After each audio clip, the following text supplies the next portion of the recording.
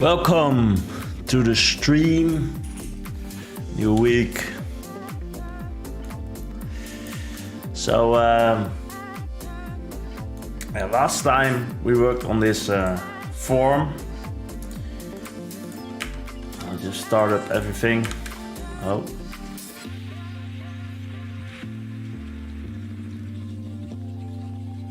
So we're using SvelteKit together with Firebase. And now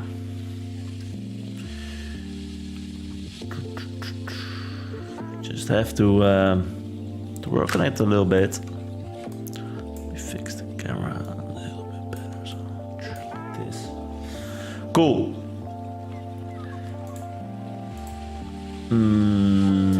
Open a new tab.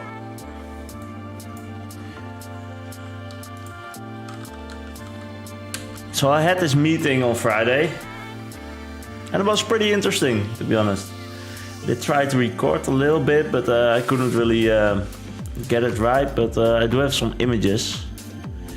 Let's see if I can show them. So this was a meeting, and it's related to this learning group of this learning engineering. This one.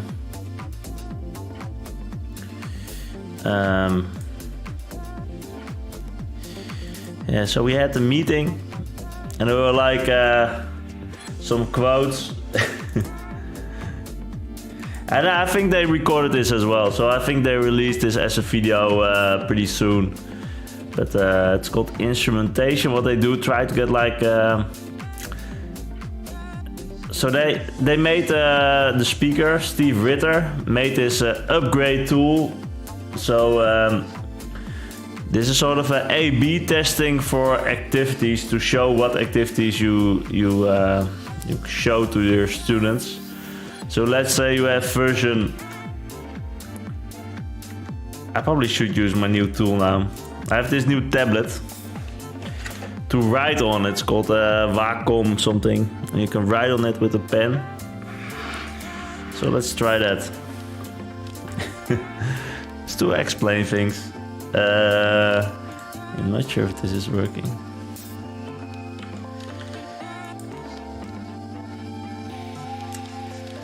Yeah.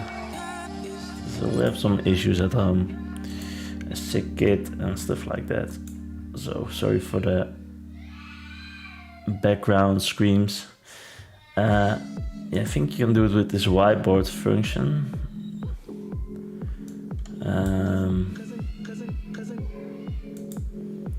Yeah, and then start drawing. Okay, yeah, this is it.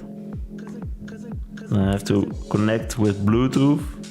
Okay, cool. Now I think I can draw. I think so. Not quite sure how this works. Yeah. Okay, so you have this. They talk about this. I'm a bit. Okay. I can draw. Nice. You see it? Okay. Cool. We can draw. That's nice. You have this cursor, and if you click, you go sort of drawing. Okay, so you have these activities, and they also put like the main point is, so you have this sequence, and what should be, I'm not sure this program is working very well, because you can also do something with pressure with these tablets. So what will be the next activity? They say, hey, let's make an experience. You have activity 1 or activity 2A and activity 2B. Which version is the best? And for this you can use upgrade. It's open source. So which one? This one or this one? They don't know. So what they do, they take one class, they run an experiment, and one group of people, one class. Okay, I think I messed up now. I clicked on something.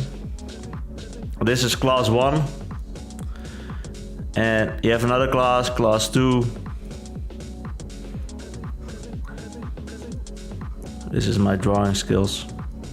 These are people. Class 2. So one class will get activity 2A and a different class will get activity 2B. And there's some results then, which you can show and see results, learning results. And they can sort of pick activity A or 2B, A or B, which one is better. So this upgrade tool allows you to run experiments. That's sort of the but yeah, it's still quite limited, I think, because you can only run one experiment. You have to have this history. You sort of have to map when you run what experiment. So when you use machine learning, you sort of do this already, but then it's a little bit more fuzzy. But this is of course pretty useful if you make like for scientific reasons, because if you make like clear differences, you can sort of learn something scientifically. So if you're doing science, this is probably a good way to work. But for an end product, maybe not so much. But this is a big thing, and he talked about it. The student is not like me. Well, I'm not that good at math. Oh yeah, and this is sort of the big thing. Learning curves. So I've read a little bit about this on different places. They call this learning curve. And we of course know this from machine learning, where you have let's do the drawing again. Okay, done.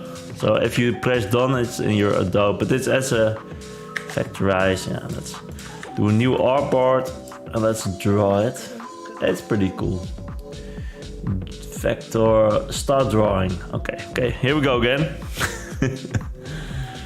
I can probably increase the size a little bit, but it's sort of limited to the screen, but okay. So in machine learning, you have these iterations. These are the iterations of your the epochs iteration. And these are your evaluation, eval set, result, accuracy most of the time, or some other F-score. And you get, the more iterations you have, you get like different learning curves. So most of the times it goes like this, it will learn quickly and then slow down, and then it will converge to a number of iterations. That's sort of with machine learning. I don't really understand it yet for learning, normal learning. It's called a moment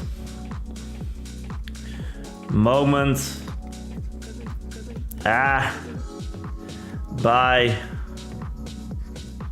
moment learning curves.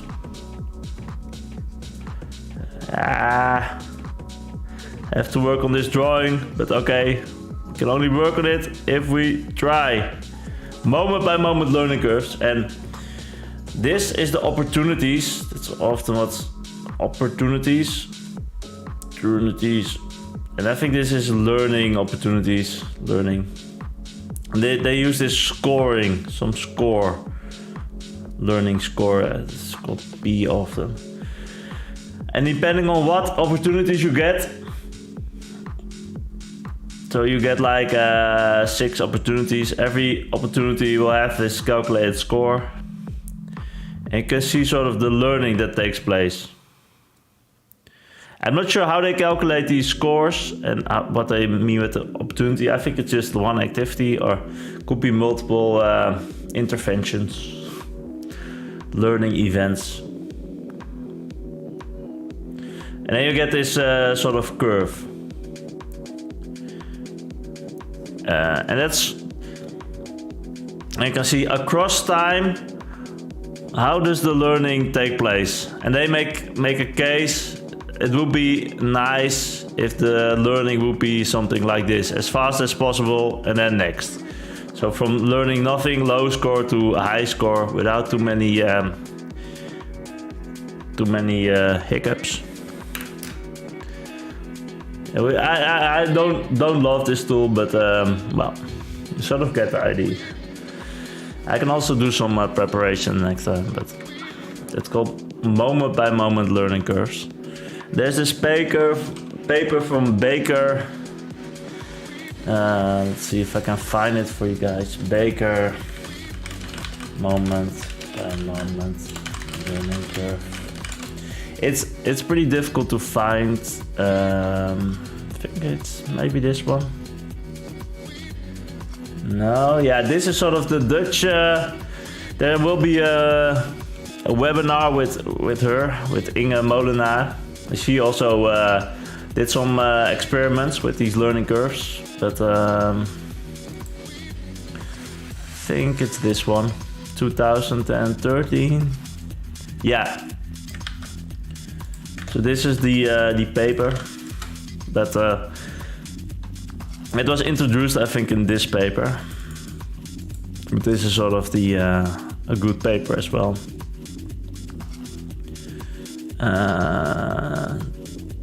There are not too many citations for this, so maybe let's take a look at Scholar, sort of get a feeling how well it is received by predict by visual font. Let me see it like this. Yeah, so it's not really that high in citations, but he's like pretty high out there. I think this is maybe. This would be nice to read. It's this Baker fella, Ryan Baker. Check him out. He has like, yeah, it's good to sort of know a little bit of these scientists. We know about this KLI framework that's from Ken. I forgot his last name. Ken. He was also Ken Koedinger. So he's like a big. He was also in the meeting, I think. There was like a lot of these people, high-level people in the meeting. This, what's he called? He's also in the. I think he's sort of the head of the Zuckerberg Foundation learning department. That's sort of a big deal as well in this field. Let's see. Background, learning, engineering. So it was a high, it was a pretty good man. Ryan Baker, so he's sort of the guy that we just linked to. So he's also pretty, probably should write like, read these, watch these videos. That is Baker. And, what was it? I think if you Google learning engineering, then you get his video. Engineering.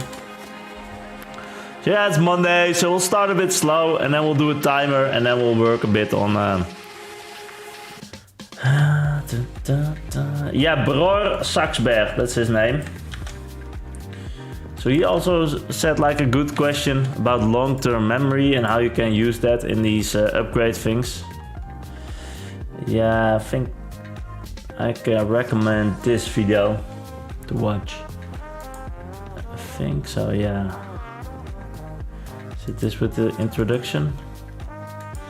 Maybe not this one. He's now part of this Zuckerberg initiative from Mark and Jan. Let's see. Learning engineering. Yeah, this one. This was the lecture. I can recommend watching that one if you're interested in the topic.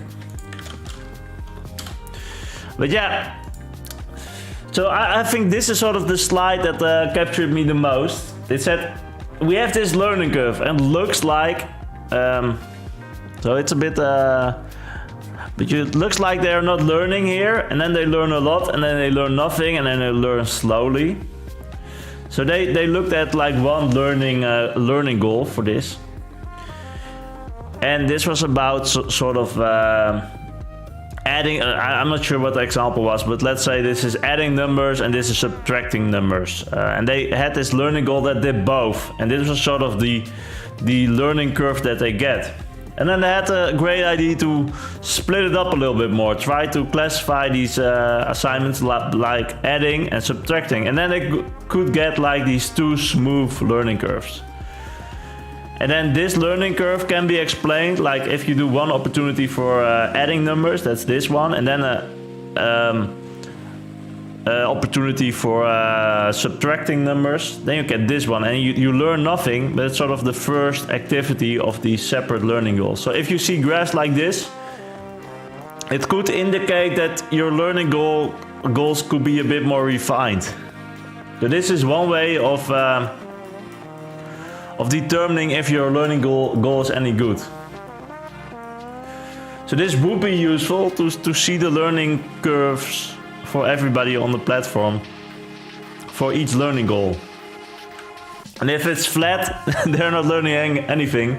If it's sort of like this, sometimes flat, sometimes not flat, then it could mean you're sort of doing too much in one learning goal.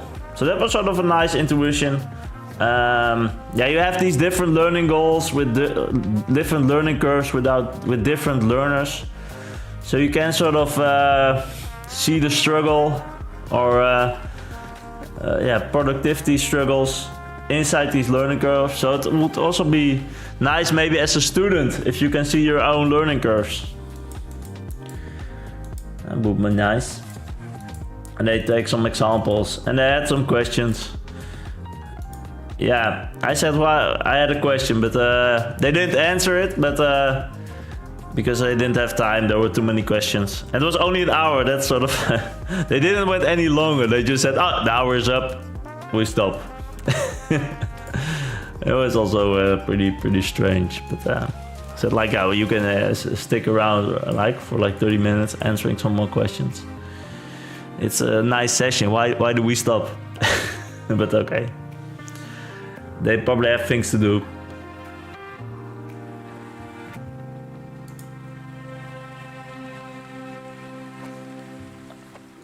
Yeah, and these learning curves are really used in learning things about the scientific research in learning and teaching. So it will be nice to at least familiar ourselves with these learning curves and see how. So I'm reading the paper now of Baker, like one paper, the thing I linked, printed it out. I'm just started, but I think I'm convinced now that I have to look into it. Learning curves for. It's pretty difficult to find, so I think this Baker fellow is sort of a good intro, but he publishes a lot, you see, it's paper after paper after paper, so it might be a little bit difficult to find, but I think his work is more like into 2013, something like that. I cannot read all these papers, there are too much of them. Sequences of frustration and confusion and learning. Yeah.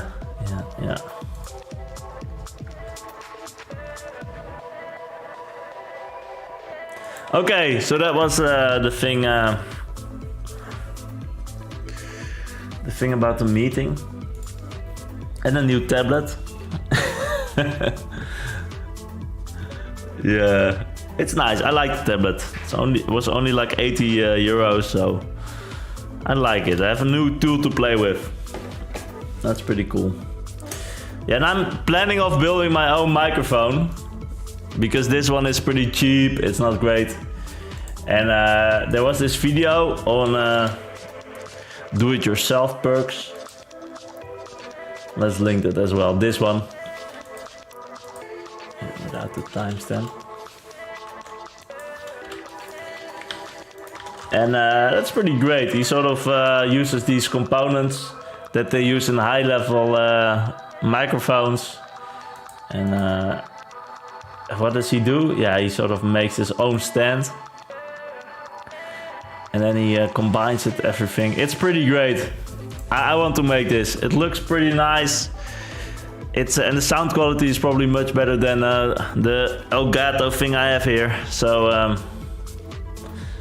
I do have some other mics as well, but I think this is it's USB-C free. I have to learn how to do this, but I have some technical friends. Maybe I can do it at their place or something to make this board. I can probably send over the components to some friends, and they're pretty smart with these boards. But yeah, that was pretty cool. So we have to make something. We have to work a little bit. Let's take one more look at the things we have to do still. New activity button, search goal, preview. Yeah, we need to do the preview thing. We didn't do this yet. I think we sort of stopped there. I also had a new idea, probably should write it down. So we have these div pages on the learning goal. And we currently now have this discuss changes button. But it might be better if we just can discuss the changes in the page itself. So you can see the diff between versions, and then there we had this button like discuss changes or something like that. Yeah, this one. But it would be nice if we could just have this form below instead of having to. I'm not quite sure. Maybe it's better interaction wise. Add discuss form like work pages on div of learning goals. Okay. So that was for later. So let's start the timer. Let's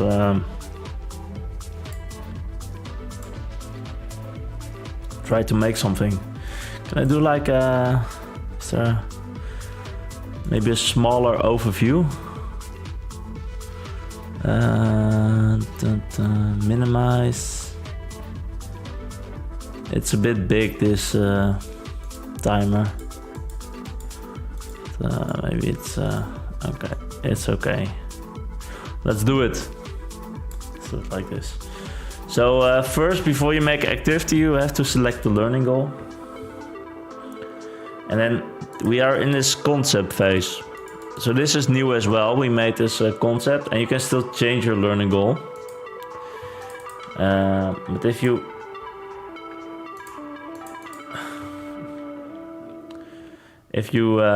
this is not working. Maybe yeah. So if you change something like a type, and you can say save concept and change.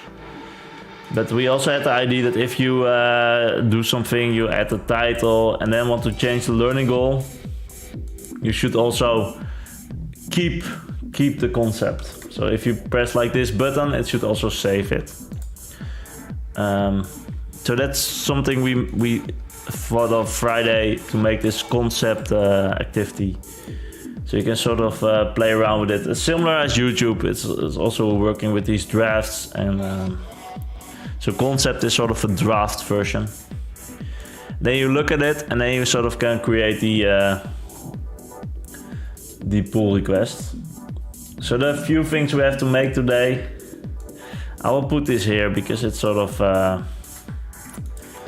Might be a little bit too distracting. So we want to have this draft is used on when changing learning goals. Yeah, we're list draft states. I think these lists will be for something else. Yeah, it's a bit of a weird sprint. We're doing quite a bit, so I think that we cannot finish it, but that's okay. And then if you save, go to preview page on draft, you should close draft button, and then list all drafts. Just these. Sort of this, do the drafting thing.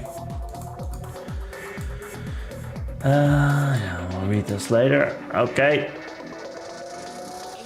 So we've sort of improved the form. It looks pretty clean now. There's some minor margin issues, but it's okay.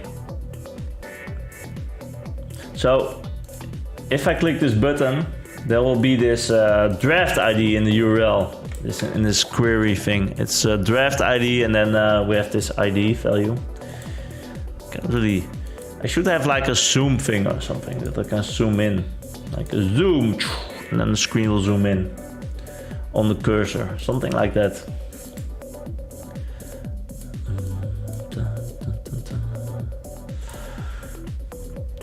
So this draft ID is sort of the activity ID that we need to use. And we currently only have this this create form. Yeah, so we have the create form. Where is this activity? So we have to take a look at this page. Lerarenkamer, activiteit, maak een leerdoel, zoeken. So search learning goals. This page. And here we link the list goals. We also have this page value. So let's see what's in there. I think there's something like a query we can use. So let's print it.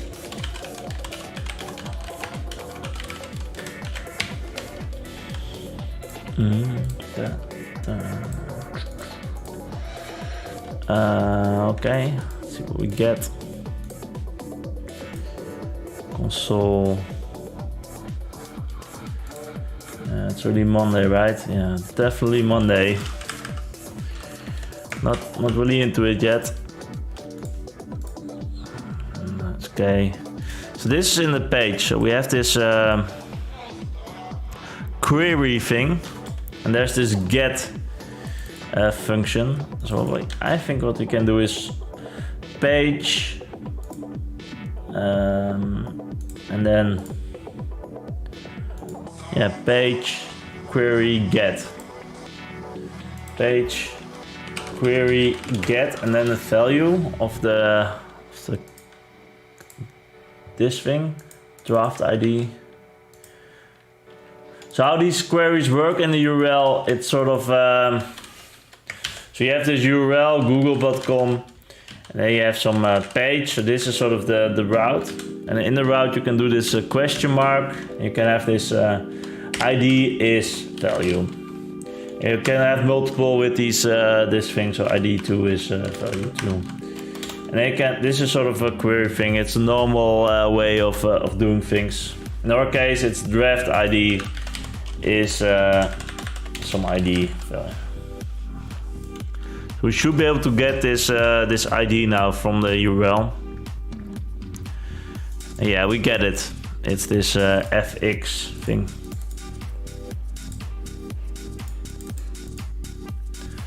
So we can say draft ID is this page thing.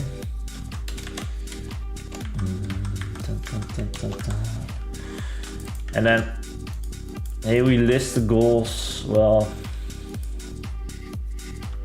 I think we need to bind it.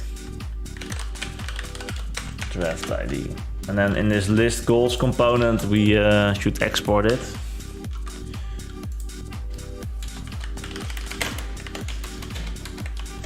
And this can be undefined. So at one point when we select it, we have this link, wijzigen. Where's the link? Maybe we don't have the link here. Let's see. I think, no, we probably made this into a slot. Yeah, that's smart. So we have this slot here, so we don't have to bind it. We can just override the slot here. So here we go to this activity with the goal ID and then this is sort of a new form. This form is loaded. So we load the goal information and then we create a new activity with this new form. So we want to change it.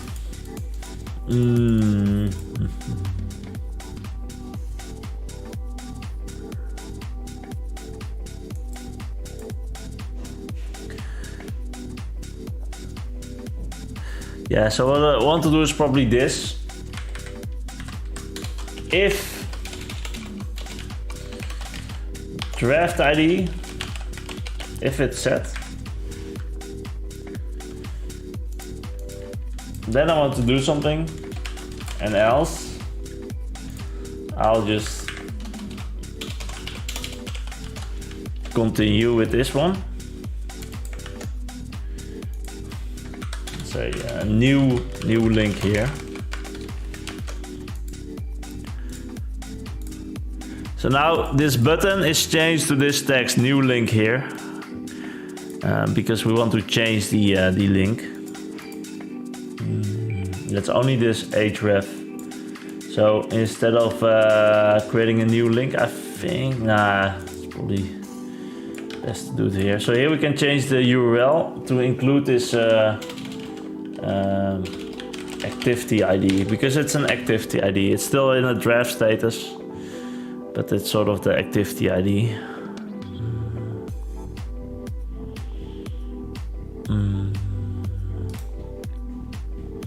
Maybe you should call it activity ID instead. I think that makes more sense, especially when it's already published. You might want to be able to change the learning goal. We have to see about that, but it is an activity ID, so we can then make this activity ID here with an index file as well. And instead of the create activity, we want to use the edit activity form. Edit. I'm not sure if we have it. I think we have it, but so the same code where we get the goal data, but also want to get the activity data. And we probably want to use that quite a bit, getting this activity data. And we already have a helper function, so I probably want to use this the same way we do it for the goal, where we have this get goal component, and here we do like all the magic to get a goal. That's pretty nice. So we can make this sort of similar component for activity data svelte. So these were some default things. We added all these arrays and arrays and arrays. We don't need to do that.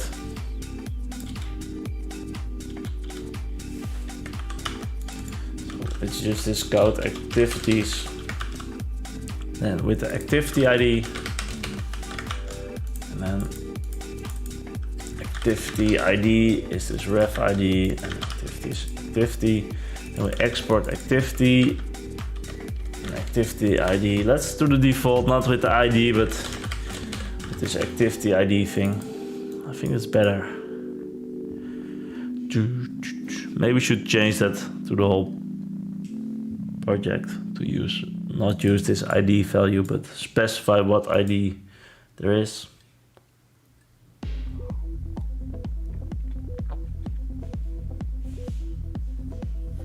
So what is this code doing? It's getting an instance of Firebase using the emulators. It's then calling this function, and it will get the Firestore, and from this collection it will try to get this doc with the activity ID, and then it sets the data to this object, and we also set the ID. So it's quite short. We can sort of copy paste this, but we have to get this data quite a bit, like in edit forms, but also in other forms and other pages. So it's best probably just to get it like this. And maybe you want to set some default values or some defensive coding. Then we also want to use like one place where we get the data. Else, it will be a mess. So I think this is a nice component to use. Let's see, where are we working in this leraarkamer? Yeah, this page. So we have this get goal data, but we also should do the get activity data from this folder lib activity, and then get activity data svelte, and then we have this let activity. Not sure why we need Firebase. We do need Firebase here as well. Okay, you can sort of use it the same way. Find activity, and the goal ID is already set in this params thing, so you don't need to do that. And now let's not do this form yet, but yeah, I'm messing up. It's Monday. I notice it. And it was a long weekend. Get activity data. I think that should be okay. So if we click on it now, it should link to this different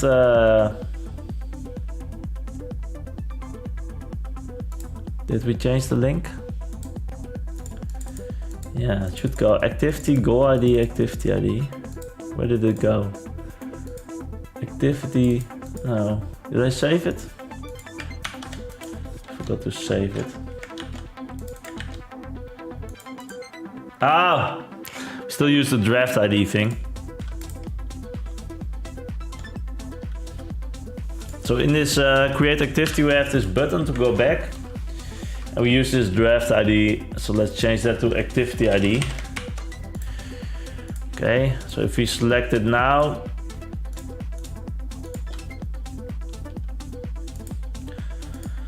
and go back, we press the button and now an activity is created. And if we select it, we go to this goal ID, activity ID.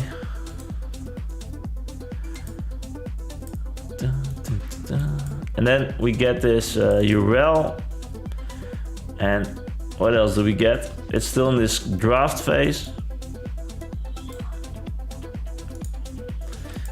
We just show this without any check, I think, but yeah, I wanted to see the activity. I want to see if this function is working. So let's print out the activity data. So if the get activity data component is working, we should see something here.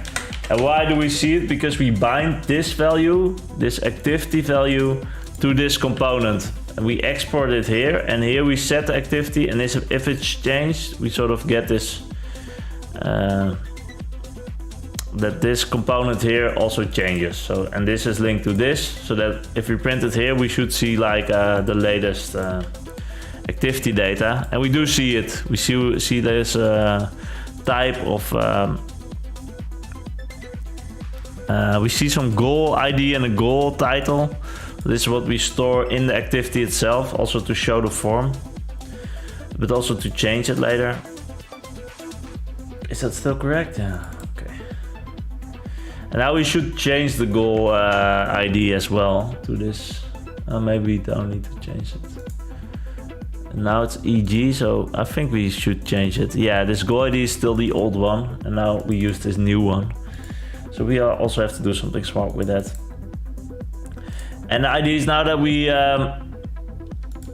change the form to, instead of being in the create form, that we use the edit form. And that's this one, edit. I think did we work on it already a bit? I'm not sure. So we have still have these breadcrumbs. We don't need them, at least not here. We have this. I probably need to clean it up a little bit. Get activity save data, okay. So this should be used the same function to get the data, so that should be okay. Here we also use this goal ID thing. Activity goal ID and stuff like that. We have sort of the same code. We don't show the breadcrumbs. If the status is draft, you can get this message like you have to create it like this, and get some feedback how to do it. And then this activity form, so we use the same fields in the create form as in the edit form. So that's why we have this form component. We have to create is using the form fields, and the edit form is also using the form fields. But I see one difference here is this 2 learning goals. So we have this this binding. So we bind the activity here. Let's also do it here, but we also bind this function. Go back to search goals. I think this might be the same. So if it's the same, we could also use this in the form component instead. But we have to see, maybe we want to do something else here. In the create we use this go to navigation to go back to the page for searching for the learning goals, and we use this activity ID to and here we don't need to do the change detected because we always want to go back because it's already a draft ID. And what's this draft ID doing? How do we get it? Draft ID is result ID. Okay, yeah. So this is sort of different because this is just the activity ID. Instead, don't really have this draft ID. So it's better that we use this custom.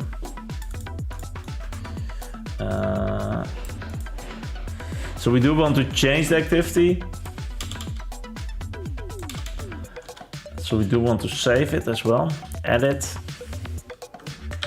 It's called here. So edit first. And then go to this page. So we save the draft and then we go back.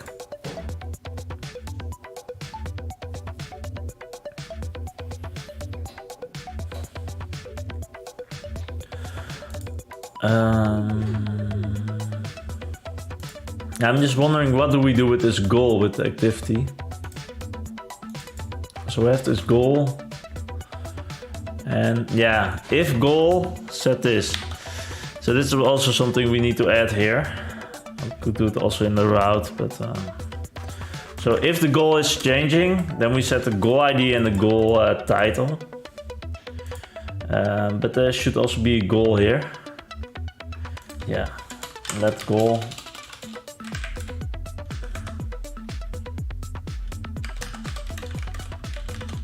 Why is this not exported? The activity. Firebase, goal. Do we get the activity here as well?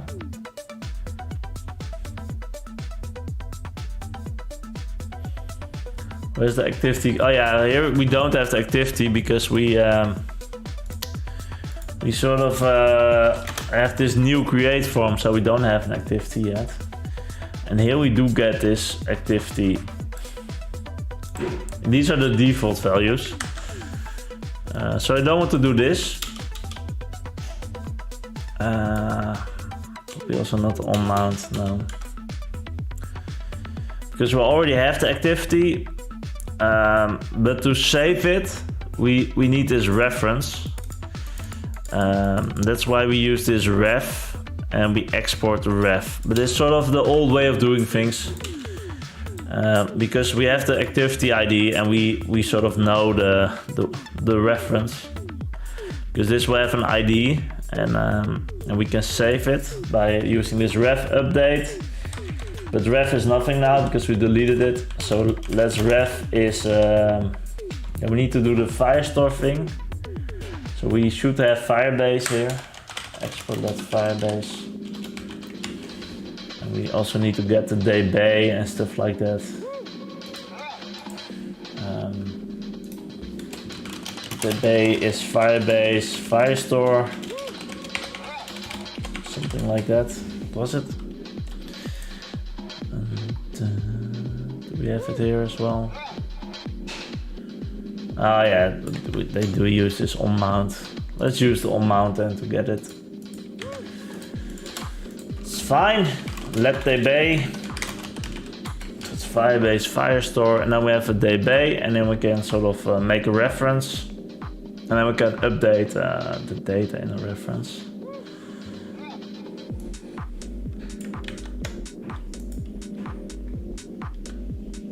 So you can get the reference by using DB and then the collection and then doc. And then this should be the ID of the document in the Firestore. And this is activity ID. Okay. So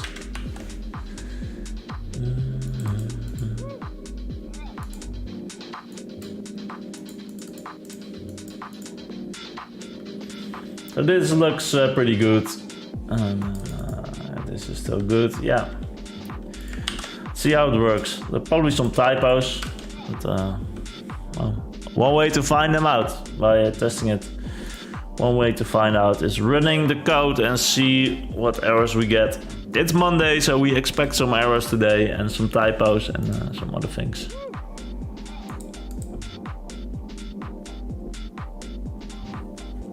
Oh yeah, so we still need to import or use the component of the edit form. You can do it by this, edit activity, bind Firebase, bind code, but we also should bind this activity. And the activity should also be set. So we can sort of do this activity. And we should do some fallbacks if they cannot load the activity or something. But yeah, we can maybe do some loading.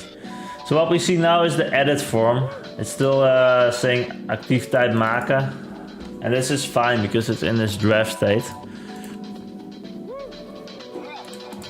In engineering.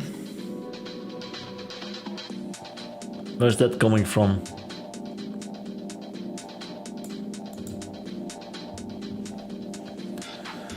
Feeling we have the wrong form here.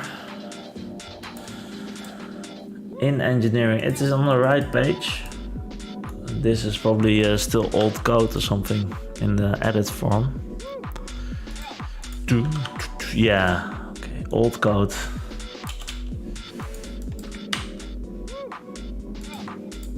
Okay. It should be in this draft status. There's no draft status. Let's see what's in the activity. Status. There's no status. So that's one thing we forgot to save. And we have this wide list of all the fields. I think we did set the status. We just need to save it. And this is sort of a wide list because we could use some other fields in the form, which we don't want to. Which you do want to use in the form, but not in not save. There was this error. I'm not sure if you saw it, but this was updates called with invalid data. That's pretty bad. So if we go to this link, we sort of don't have this activity ID, and now we're in this different form because we don't have the draft yet. So let's save it now again. Yeah, okay, and change it. So we have the activity ID here, and we can select a different learning goal. And now we do get this new page, and we get like, and there's this status draft. So that's why this text is now changed to the same. we had before. And this is now set to uitleg. So it's sort of, this type is set. So that's pretty cool. We use the same data that we use in the create form. So we can save drafts and we can sort of go through these pages.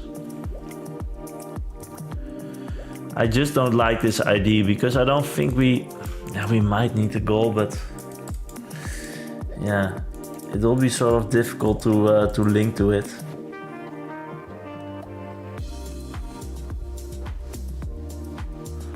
Why there's no?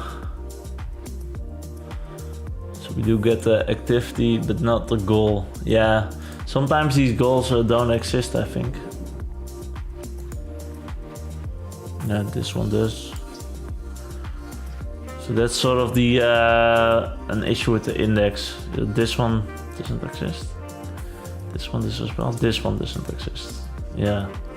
So we should remove this. Let's remove this from the index. It's only a development thing because normally these indexes should be valid. I just need to remove them from this Algolia index. So this search is using an Algolia search index, and sometimes you get this issue with the emulator and the and this one does exist in the index with this object ID, but if we look at the Firestore, there's no goal for that. So we'll try to find the goal when we load the form, and it can't find it because it's deleted, or I'm not sure what happened with it. Always, it's sort of the same purple thing. That's why I always misclick. So if we just remove it from the index, we sort of prevented the issue from happening. Yeah, okay. So if we change this to a different type, second one, now select it again, it should be on the second one. So it stores like every data, title, description, difficulty, HVG image. This is old things, Vimeo video, some quizzes, some answers. Save. Yeah, we don't need to save, we can just press this button. Select a different learning goal, and it should have all this info. So this save. So yeah, it stores like the draft version of it if you click these buttons. And I also want to like a close button, and then we'll also save the draft. We can maybe save it like YouTube does it every few seconds or every change. That's also possible. So it's difficult to lose your data. So we don't want that people sort of work a lot of focus time ended. Well, so they made all these difficult ktex square roots, and they're very happy with it, and accidentally they press this, oh no, it's a different learning goal, everything is gone. And then they do this one time, and then we lost the user. So we want to sort of keep their work as much as we can. And we don't want people to lose their work, and it should feel a bit the same as Google Drive or YouTube, that you don't lose your work often. Now everything is there, so it's in this draft state. Pretty nice, pretty nice. CFrac 5, 6. Testing this feature. Yeah, it still works. So we had this regex issue last week. I think we have a nice fix. We found a nice fix for it. It works now with these line breaks. Pretty cool. Okay.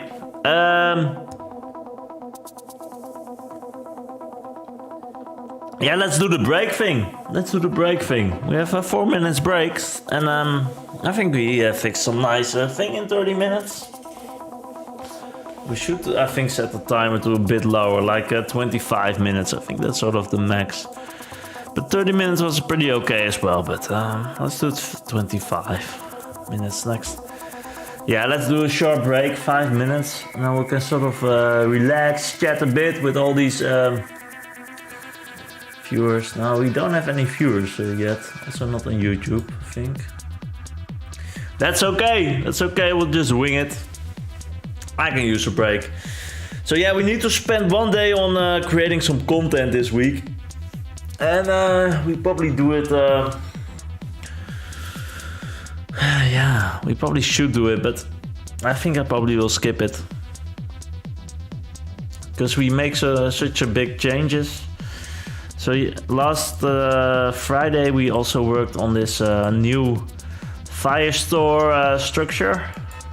And I want to probably want to fix that first before doing another content session. So we have these, yeah, this was... So we used to have like all these sub collections. Goals has adventures, has updates. An activity. Dog has a post, has a reply. This was nice, it was okay for the beginning, but we sort of said, hey, it's better to use this flat system, with everything should be its own collection, top level collection, and we probably don't use any sub collections, maybe only one or two, depending on what we need. But we want to query things, and there is this thing called a composite index, and we sort of discovered that it doesn't really matter performance wise if you put it in sub collections or top level collections. So yeah, for us we want to do like different queries on different places, so it doesn't really make sense to split it out like this, because then you have to group it again, and it's just easier to have it all in a top level collection and then query it, instead of having everything hidden in these collections and then having to combine different sub collections. It's both possible, but we sort of went with this approach. So we have to convert this approach to this approach, and that's quite a big change. So we first want to do the activity things and the revisions. They already have the collection, so we want to refactor it slowly, not do it all at once, but more like when we work on something, then we also want to change sort of these updates as well to this new way of doing it. Yeah, that's quite complicated. We probably should get into that this week, I think, at least for the... So we're now making this system. So we have this search for learning goals. We try to be a bit focused as well, not to do too many things that are not related to the sprint. So we want to make this search for learning goals, then the form, and then the preview, and then the work page. So this is our goal of this week, to finish this interaction. And the drafts were not part of like the initial work design, but we do have the draft status as well now. Yeah, we have this restructuring of Firebase. So we have a few extra things, but we'll have to see how far we get, and yeah, that's the way forward.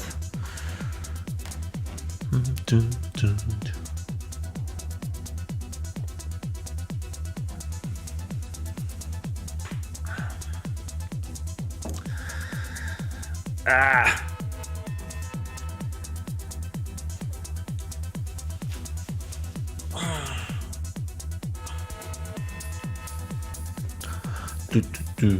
So yeah, this break is pretty long. I don't want to talk too much about different things, so I just have to relax a bit. I have a new injury. I had like 10 minutes of a soccer match, and then I broke my right hamstring, that's called.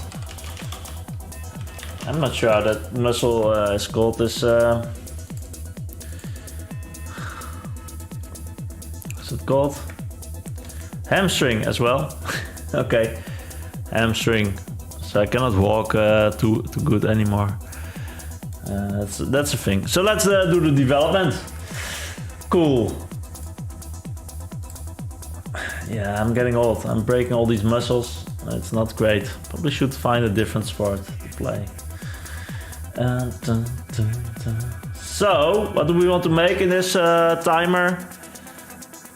So we have this draft state.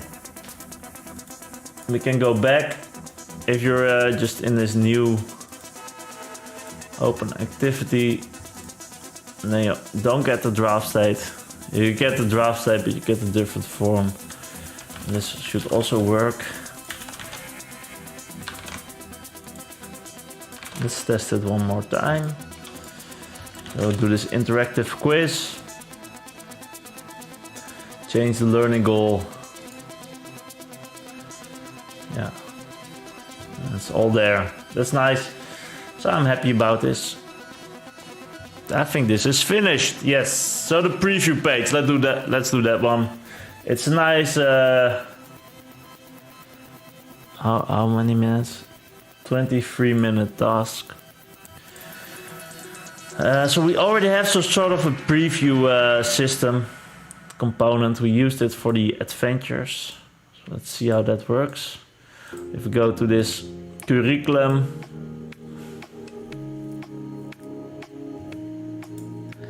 activities, we had this adventure flow where we first also select the learning goal. It works a bit the same. And then we had preview, and sort of in this, I'm not sure why it doesn't show it. Maybe because it doesn't have a video or something. Yeah. So we'll have this video. It's interactive. Talk about. This needs some styling, but there will be this quiz in the middle, I think. It's used in the Cypress test, so not sure how it's used, to be honest. But yeah, no quiz this time. And if you set, I want to use this activity, you get this form of the adventure, and then you set the type. So we sort of refactored this, and now we go to the work page. So we want to do this, and then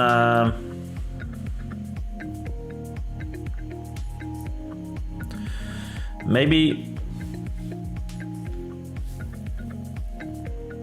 we want to save it. If you look at the interaction here, it's preview, and then you save it, and then you're in this work page. And so let's do this drawing again. Why not? Let's draw a thing. I have to get used to the drawing, so I have to draw a lot. Okay, get the tablet ready. So where are we? The mouse, there we are. Okay. Oh, it's automatically disabled. That's not great. Okay, we're back. Nice. I can draw. Cool. Okay. What do we want to do? Oh yeah. So we have this teacher space. Teacher.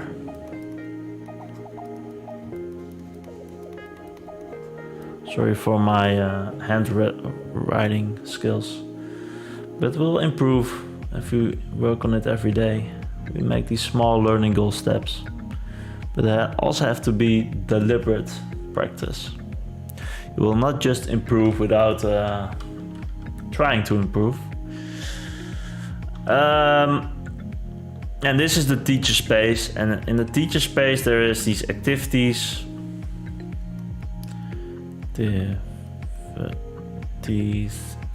It's a bit strange writing like this. I have to get used to it. Because you're sort of writing and then seeing it on the screen. So activities with the draft state. Draft. That's in your teacher's space.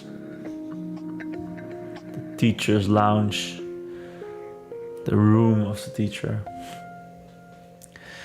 At one point this activity will transform to like an open status. So we'll have like this list of all draft activities, and those are your own. And you can transfer to an open, and then it will show up in this goal page. Goal.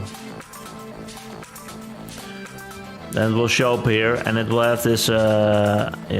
People can watch it. People see some information about the activity. Maybe some information about the author as well. About the teacher. 3D Brown. Teacher impact score of 80. Now here is an updates.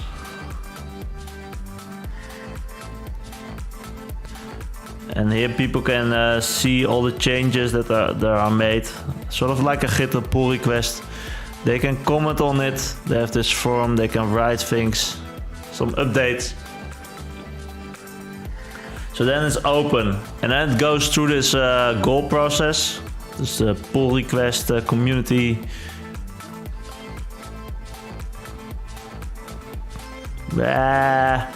And only the teacher can still make changes to the activity. So the teacher is the owner of the activity, but the community can decide to approve it, publish it. They can add this publish status.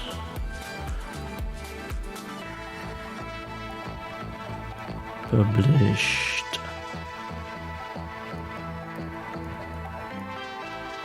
Status. And if it's published, it will show up on for the players. And that's sort of the player space, players, the students, players. So from the teacher will create one that it will make the activity that it says, I think I'm happy with it. Then it will go to the curriculum community. They will give their feedback, they will watch it, and then they will provide feedback so the teacher can still change it and then make changes, and then they can review it again. So it's sort of a work process where people can help each other trying to get this activity online. They can put pointers like this quiz might not be related. They can even link to other work. Let's say we have this learning curve and we can sort of get some science going. Say, yeah, we did this activity before and it's more related to this learning goal. So we want to have this community interaction going from the curriculum to the teacher. So sort of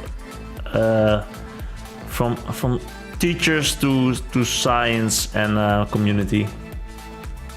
And then once everybody is done with it, they say, nah, now we have to publish it. Now it's so good, we want to test it. We want to put it in the player's hand. We want this activity to be used, and then it's finished. And if it's published, they also change this status again to published here.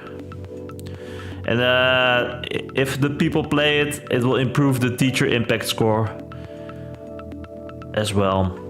And it will be published. And now when it's published, it's difficult to change, I think. That's sort of also should be sort of final. And you can still maybe create copies. So that's sort of a whole new thing. How do we call it in I forgot the name for repos. Clones. You can maybe add clones. Cloning. Now it's different. Forking the activity and make new versions. Maybe that will be possible, but maybe even copy and then change things. And you can sort of have this two version thing going. What's the difference? So then you can get this A to A and A to B. If you okay, never mind. A21, A2, and I can make experience of changes you do. But yeah, that is sort of this is not the thing we want to work on today, but that's sort of the higher vision than this. But this I think it's working, the drawing, even if it helps me think if I have to draw it. It's better than the mouse, I think, even though the result is a bit less readable. But okay, so this is the work page, so this is the community page. Yeah, but this is the preview, so I'm talking 10 minutes again about this process, but we didn't make any code yet. So we have this preview system, and that's in this learning goal ID, adventure make ID. So learning goal ID, adventure make ID. It's this page. And here we use this adventure create activity preview thingy. A bit of heading. Okay. So probably want to copy this component. And this uses the show activity. Okay. Go back. Let's just copy this and put it in activity learning goal thing. So do we want to have the goal as well? Yeah, I think we... So this is not that great actually, because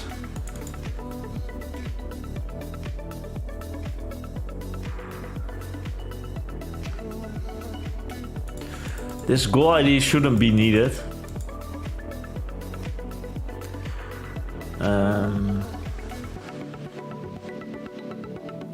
So we want to go from a list to one activity. That should be just one ID. That should be the activity ID, and not shouldn't require this goal ID, because the activity ID has the goal ID as well. So for this first form, that might be okay. Let's just we'll worry about it later. Like do a preview activity component. So this is the preview activity. It will show the activity. So we already have support for previewing. Yeah. So what is this select learning goal thing doing? So we're linking now to this. So let's fix it. We have this draft thing. We just made it. So we have this. This is the searching. Search for activity, and we just link to this place, but we sort of have to save the new thing instead of so if there is an activity, we should do something else than this. We should go to the activity ID as well. This is sort of the create. This one. So we have the goal ID. That's a bit strange to use the goal ID.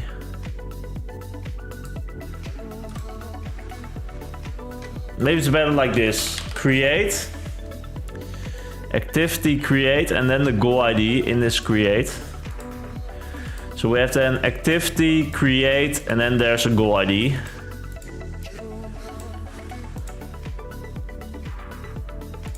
This is the create form. I like that.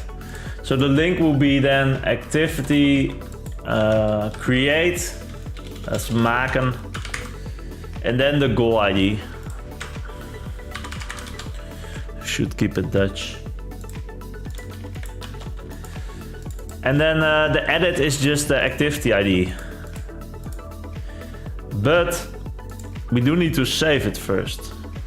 So if you select a different learning goal here, so here we want to use this new learning goal for that activity ID. So it's sort of edit form. We do need to do an edit.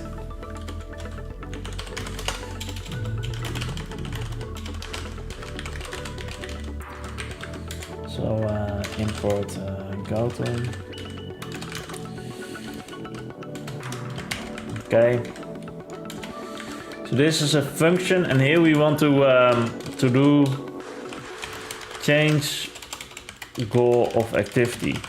That's what we want to do here, and then link to edit activity form. So we sort of skip this step by changing or loading the goal in in the form itself. So this is the edit form. And here we said, but let's just load the goal from this URL. And this is not the way to do it. So we don't have the goal ID here. And we don't have the goal. And in the edit form, we cannot set these things we just made. So we cannot skip it. We just have the activity. We can just get the activity data. We don't get the goal data. So to change the learning goal, we have to change it in the activity. To do that, we need to have the Firestore thingy. I'll just copy paste some things again. Do we have Firestore already? No. On mount Firestore. So that's sort of the thing we need to do here. And it's okay to do it in the route, I think. So we need to on mount. We need the Firebase. On mount is a swell thing to first load the web page, and then we don't support server-side rendering for Firebase, and that's why we need to do it on mount. So we have Firebase now. Shouldn't we already have it from here? That's okay. You can init it twice, it doesn't really hurt performance. Okay, so we have we also need the session.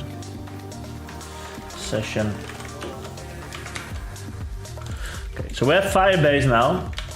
And let's also do the DB thing. Await. Firebase, Firestore. Let DB. Like this.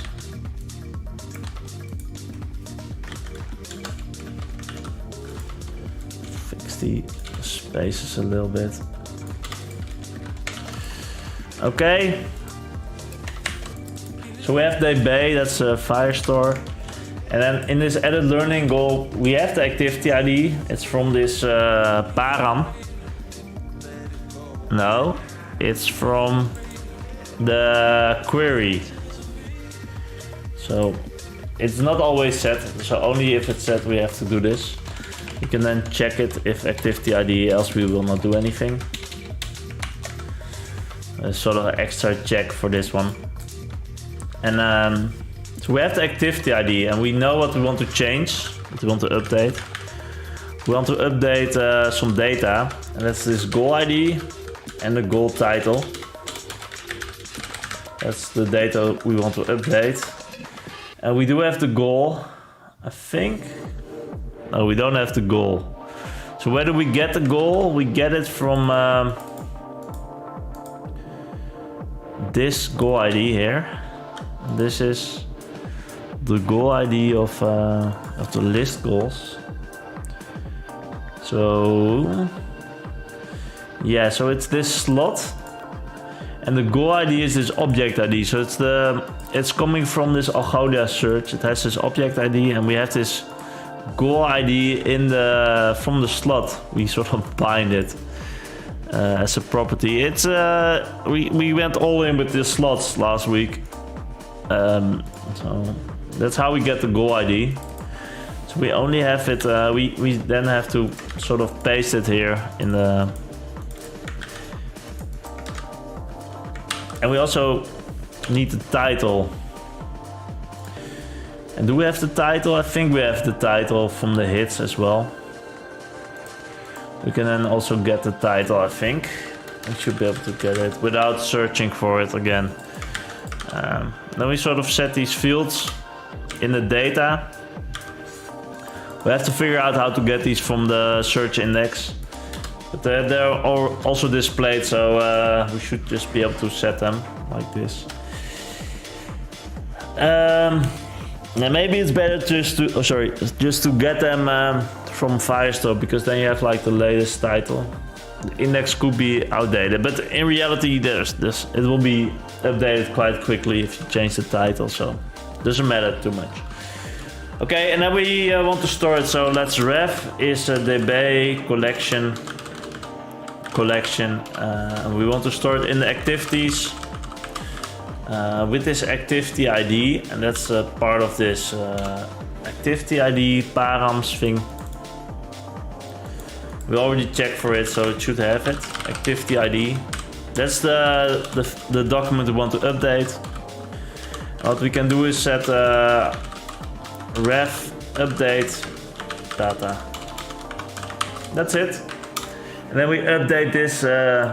So there's a difference between setting and updating. Setting will overwrite the data with only the data that's in this this area. But if you update it, it will only change these two fields, and the rest it will leave alone. So this is the way to go. Then when we updated it, we want to link to the activity. And then we can use this go-to method. And then where should we go to? That's this URL. Except for the goal ID. We don't want to use the goal ID anymore. So we sort of want to get rid of this goal ID by using this. Double quotes.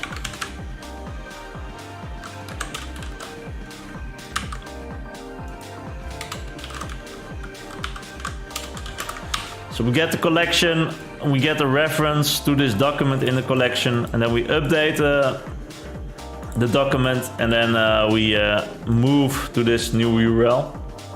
And this will be activity ID, so it will be this form.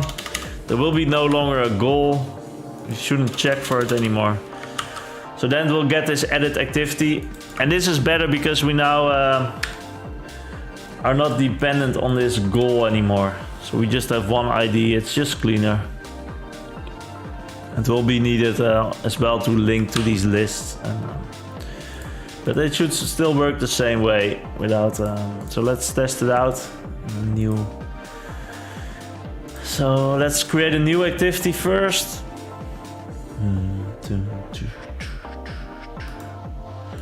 Doesn't work. Why not? What do we get? Reference error, Firebase is not defined. Okay, the route. We think we changed it, so probably typo. We should just define Firebase. Yeah. We also need to have Firebase here. Okay. Strange because we also linked. It's not done yet because we also need to. Yeah. On click is prevent default. That's one, and then we need to do this this syntax because we want to. If we click the link, we want to use this function, edit learning goal, and then we also need to set these goal IDs, but also the goal title. We also need to bind it to the slot, let goal title. And then this href thing is, we can still set it, but it's not really used anymore. So if you click it, it will go to this, it will go to the link. This was also a typo, because it should be like this. But here it should be indeed the other way, like this.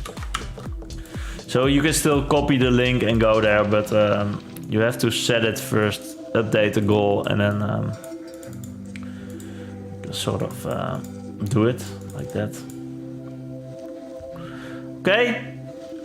One thing we need to fix is getting access to this goal title, because we don't have it yet. So here we have this slot. We can set the goal title the same, is a hit. And then we need to find out what's the title. I don't know that. We do store it in the index, so we can just take a look how we call it there. I think it's just title, but let's verify it. So yeah, it's this title field, hit title. It should give the Give the title of the goal ID. Hit title. And then we don't need to search for it, so it's just a way of binding the index to the search index to these fields. Whoa, that was pretty quick. That was pretty quick. But I sort of spent 10 minutes talking about things. Okay, let's just finish our train of thought before taking a short break. I like the breaks. Let's keep them in. It's sort of nice. You finished another timer. Great success. Nice. I have this hamstring injury. It's not great. As you see me shifting on the chair because the longer you sit, there's also some pressure there. Maybe I should lay down. That doesn't look good on stream.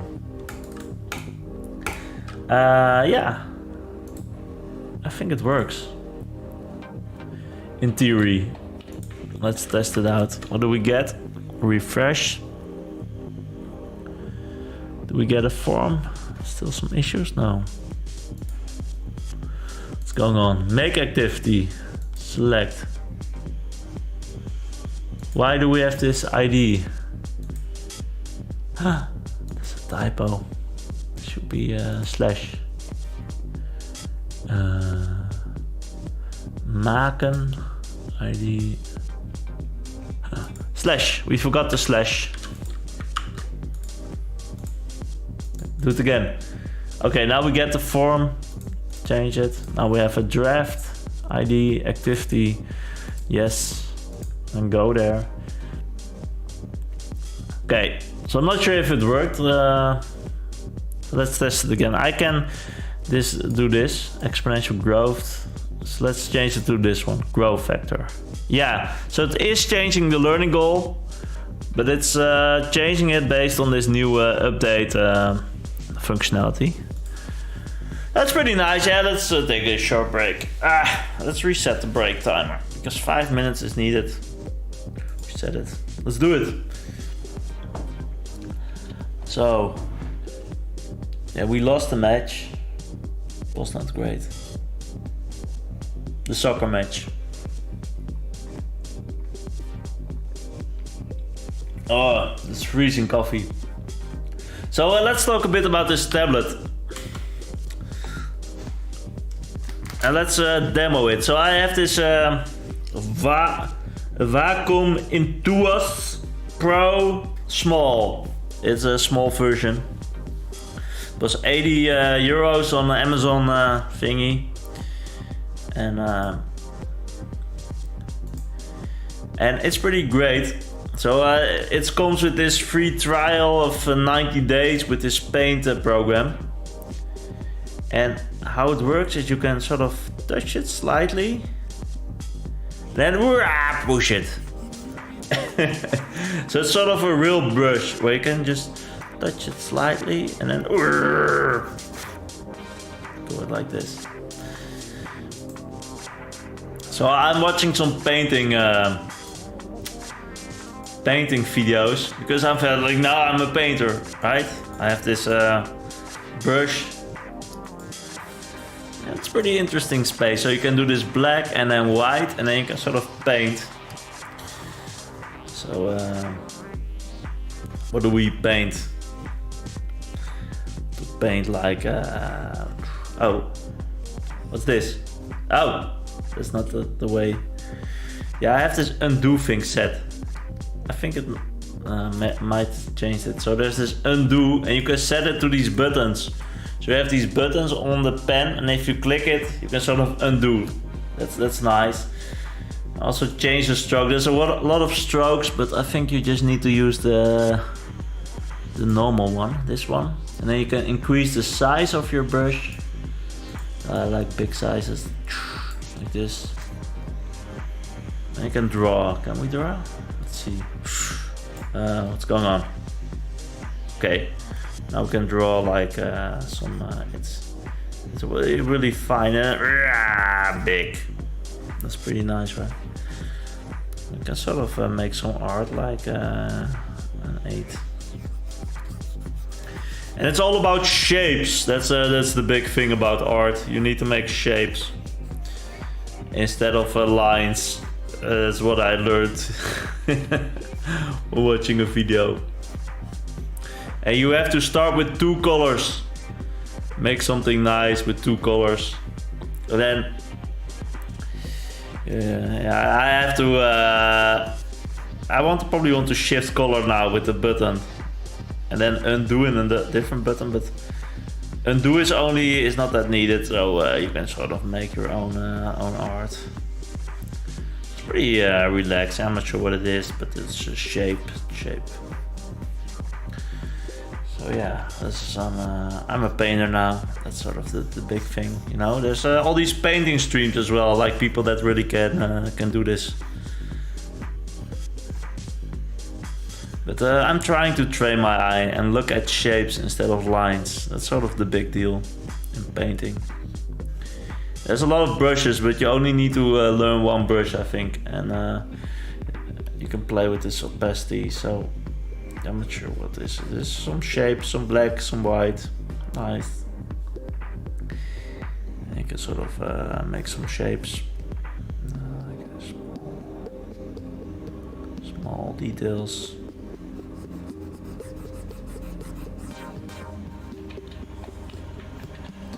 That's pretty nice, pretty relaxing, painting some things. Not sure what it is, but yeah. We're doing it live on stream, testing the tablet.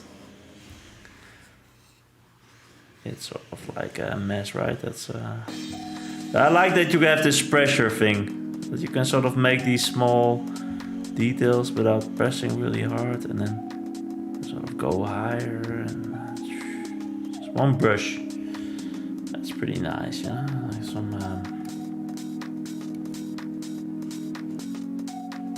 different shapes. So let's do backup programming. Oh. So yeah, it's not really magnetic, so these pens are rolling off. So that's the painting. Let's do some developing again. 25 minutes. Let's do it. A preview. So we have this. What do we have? We have this drafting. We fixed it. We have this saving of the goal. Yeah, nice. So let's. It works as well against this RSC thing. I don't have it, but I don't want it. So you can sort of.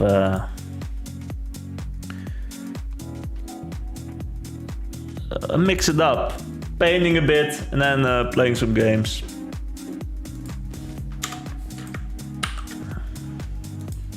So we have this edit form. It will take the latest goal. You can change the goals. You have this draft status, and now I want to preview it. So in this edit, we want to get the activity, and we want to just learning room. Activity ID, and then preview. Swelled, and we want to link there. So preview activity. It shouldn't have this draft status. It can also be like changes you want to make. We figure out the published activities later, how we want to handle them. And in this form, if we say so it's in the edit form, but also in the create form, we want to link to this go forward, like this link, this button. We want to link to click, I think. Yeah, you can do form submit. I think we have that. So we have this on form submit. Yeah, form submit, and here we edit the activity, and we also want to. Do we have to go to? I think we have it. Yeah. So we want to have to go to this different link now. And that is the lerarenkamer activiteit ID edit preview.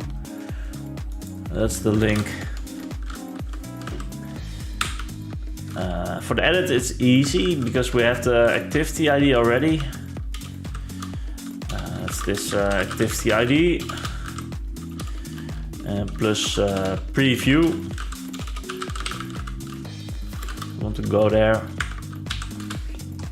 Should try to keep consistent quotes.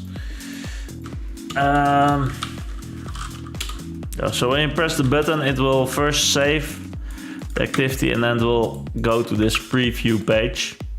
This is for the edit form, so let's test that first. I think we're in the edit form now, yes. So it will save it and it will go to this preview activity component and just this text at the moment.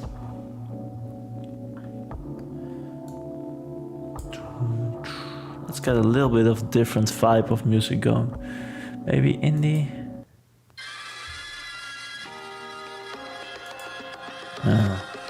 Maybe.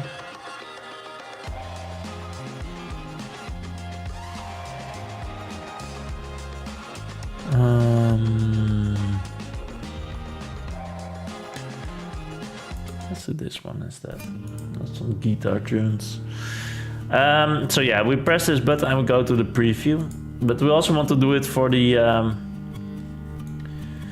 other one, for the create form.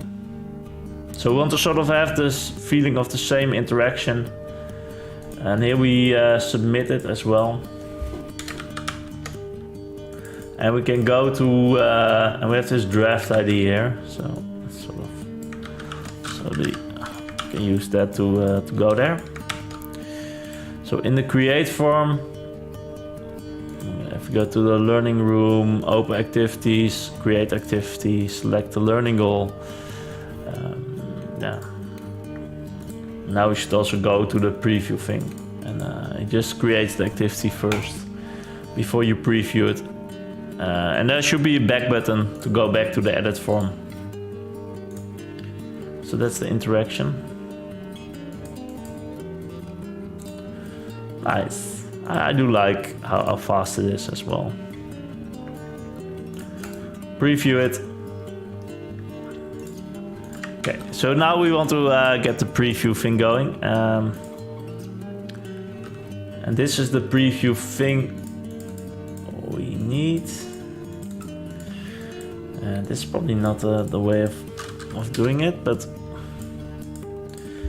we want to change these links for sure. But we do want to have a goal.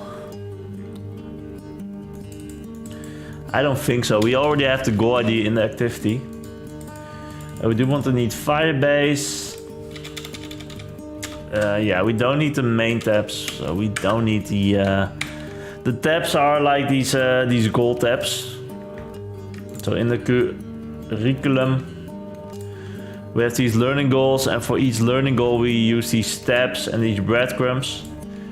And this is needed if you're in the goal page, because we want to sort of distinguish between where you are. So if you're in the teacher's space, it should be clear that you're working in your own space. But if you're in this learning goal curriculum space, it should also be clear from the design. So that's why we've split it between these tabs and breadcrumbs versus these sidebar. So if you see a sidebar, that's sort of an indication you're working on your teacher space. We also probably want to sort of label it better in the headers.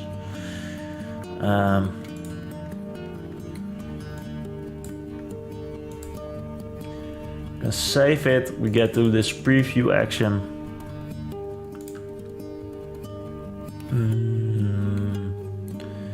Yeah, and here we use the show activity, but then we have to show feedback is false. So that's sort of you could do like is preview. Maybe that's better. There's these two buttons, and they will link to these two places. I think it's sort of a basic functionality. So in the preview, we want to import the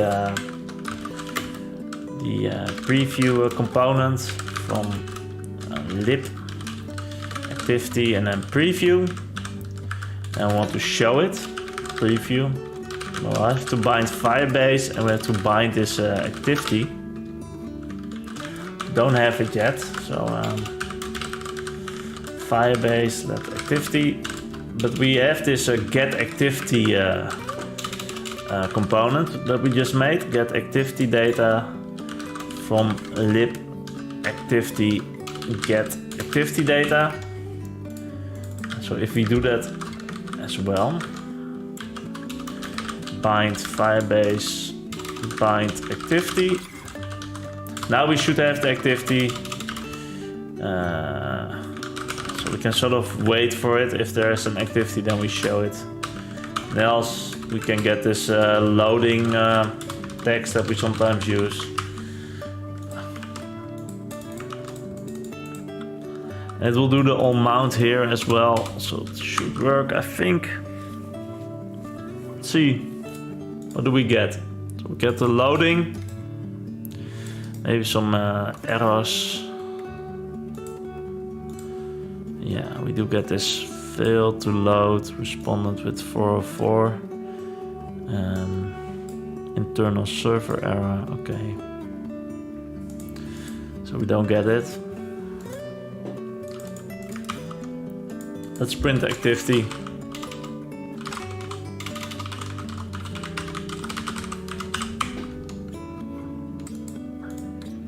What do we get? Refresh.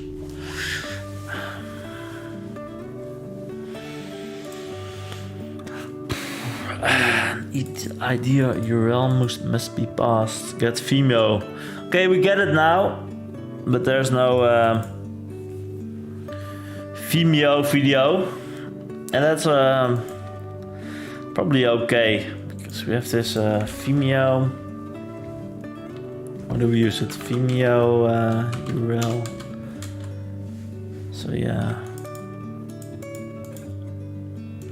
here we set this this thing, but sometimes it doesn't have this video thing, so we only need to do it.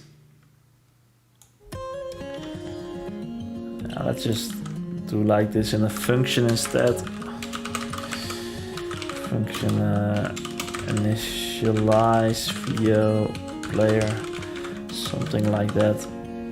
We'll want to do something similar to YouTube as well, so I'll wait.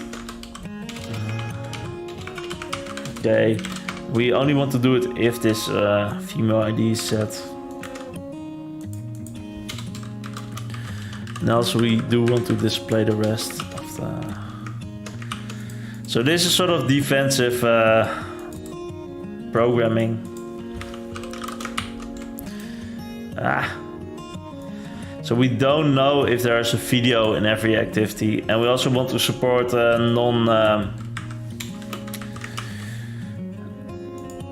non-video content, normal content with a description and maybe some quizzes later, and it should just work without any issue. So at least we get something now. It's still in this video shape. You can sort of see the shape. We have this use this activity and go back.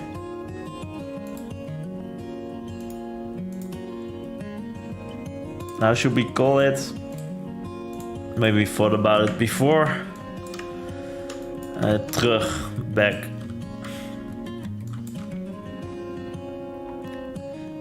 So in the preview we have these buttons and we can say terug.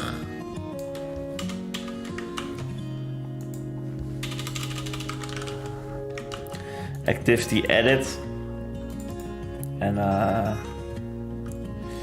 yeah, use this activity is sort of a bit strange. What we want to say is open activity, maybe. Open it up. And then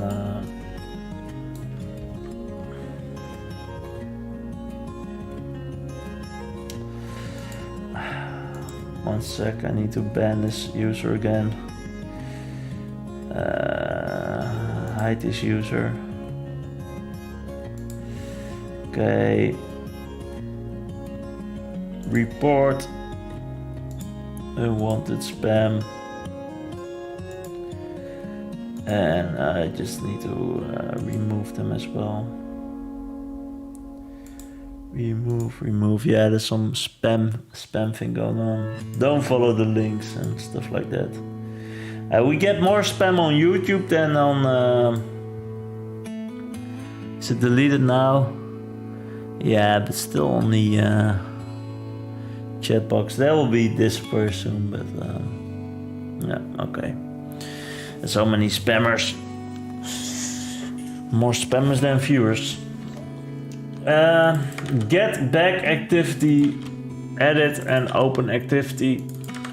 And here we want to go back to this form. So we have this form is in lerarenkamer. And then activity and an activity ID. That's the lerarenkamer. Activiteit. Then this ID. Should have it. My the route is filling this thing. And open activity. That should go to this work page. And this is actually some code we need to do. It's not just opening it up. We also need to create like a page for it, a connection page. So to do, make a connection page. It's quite a bit of things we need to do. Link to the connection. I just go to and make a connection in Firestore, and then go to the connection page. That's sort of the thing we need to do. But we can fix the go back button first, so we can go back. Let's do a video because it's now a bit. Let's just link a video. Why not? Yeah, well, I can preview it. Let's do this one. So all these Vimeos have an ID. Is it? It feels wrong. Okay, this is some nice image. Let's do that one, and then we set it to the Vimeo ID. It could be educational content. Maybe we should do. But now we see this preview. We can sort of see the video. If we want to make it interactive, so we can set the time second one. Is this a video? And do some 2 answers. Yes. And no. Not sure what is correct because it's a quiz. So then we play the video. We get this. Is this a video quiz? And you can sort of preview it. Do you like it? Now let's go back. Let's change it up. Let's do yes, sir. Yes. I'll get like this edit, and it sort of changes automatically. Is it to keep spamming me? I did block you, right? Hide it. Yeah, this is not a combo.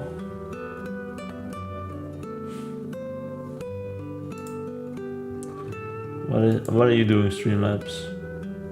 Remove messages. Yeah, I'm not sure how this Streamlabs works as well, but I think they're removed now. It's the same user every time. Okay. So check it, the answer, if it's correct, you can go back to the video. This preview is pretty nice. You can sort of save the concept. You can go back, and it's saved anyway. So if you change it,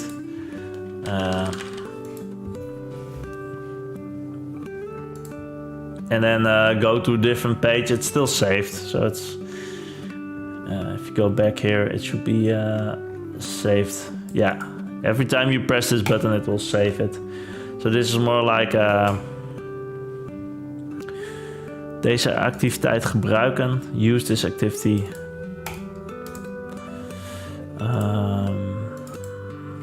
Maybe it's like a koppelen.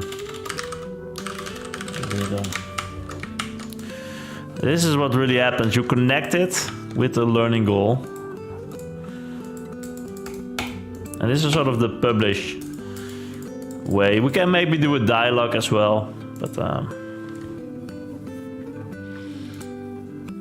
it should be clear it's a concept, and now it's you actually connect it.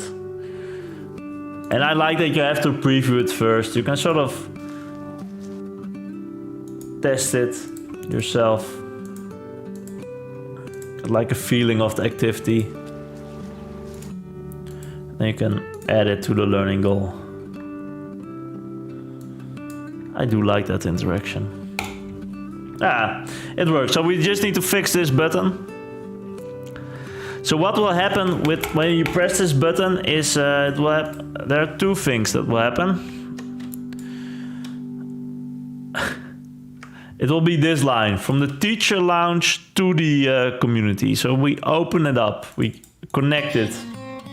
We connect this to the learning goal.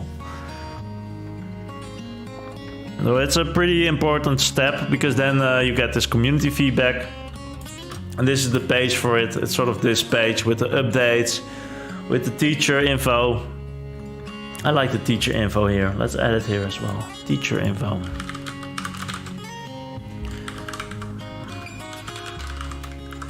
So we can sort of do the name, channel list, teacher impact score. I'll get some profile going. So now we have a reason as well to make this profile. We didn't have a reason before, so we sort of skipped it. But if you see this, this is too big, but it's all still. So yeah, we want to have three of these profiles. One is the curriculum profile, one is the teacher's profile, and one is the player profile. And they will be sort of different. It's all connected to one user, so you can have like 3 different identities in the platform.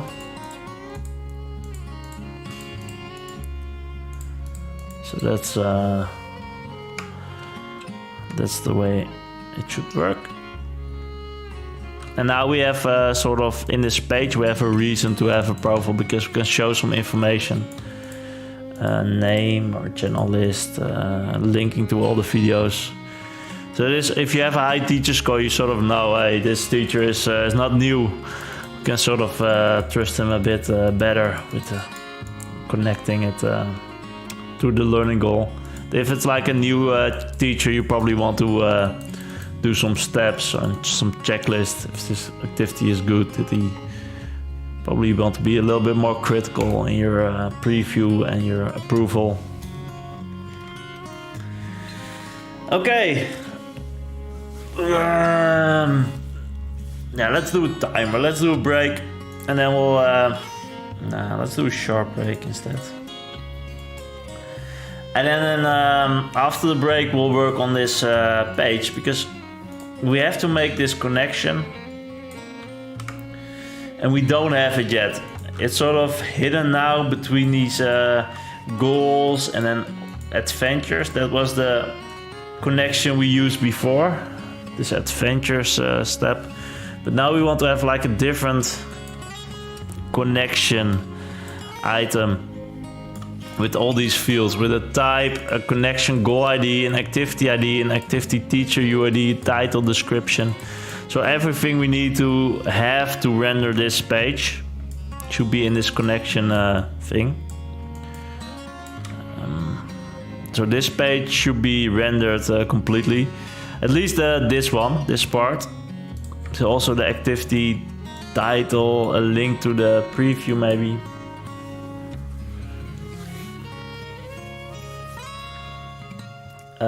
Here also has a status. So this status is different from this status. That's also a bit weird. But this connection is like in this pull request process where we go from. Did I explain this yet? I don't think. But this is the process. So it's in progress. We sort of work on it. There's this days we have as well. Then you can approve it or disapprove it, and then it's published. So this status that you see, it's ready to publish, it's in progress. That's from this connection instead of the activity. It is in this case, it's the activity that's the main topic. But we also do the same progress for linking learning goals. That's also connection. So the connection is sort of an abstraction. instead of so here this activity ID might not be like maybe we should do like the goal ID and then the connection ID. That might be connection object ID. This teacher ID might not be valid as well, but so I want to keep it as abstract as possible. This type is important. I will figure it out. We'll figure it out. But now let's take a little break. Don't want to paint anymore because it's going nowhere. But let's just chill. Let's just chill a bit. A little small break. Chat a little bit.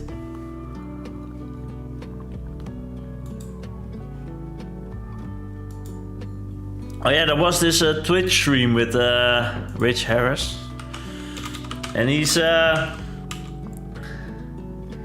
also joined the Discord for it, but let's see, it's called a program language talk or something, PL talk. That's program language talk. They have Discord. They had this talk with Rich Harris, and they talked about TypeScript. So I was really against TypeScript, and but he explained it a bit how he used it, and I think I'm sort of following a bit better. So let's talk a bit about TypeScript. So where's the stream? There's this stream going. Where is it? So this is the.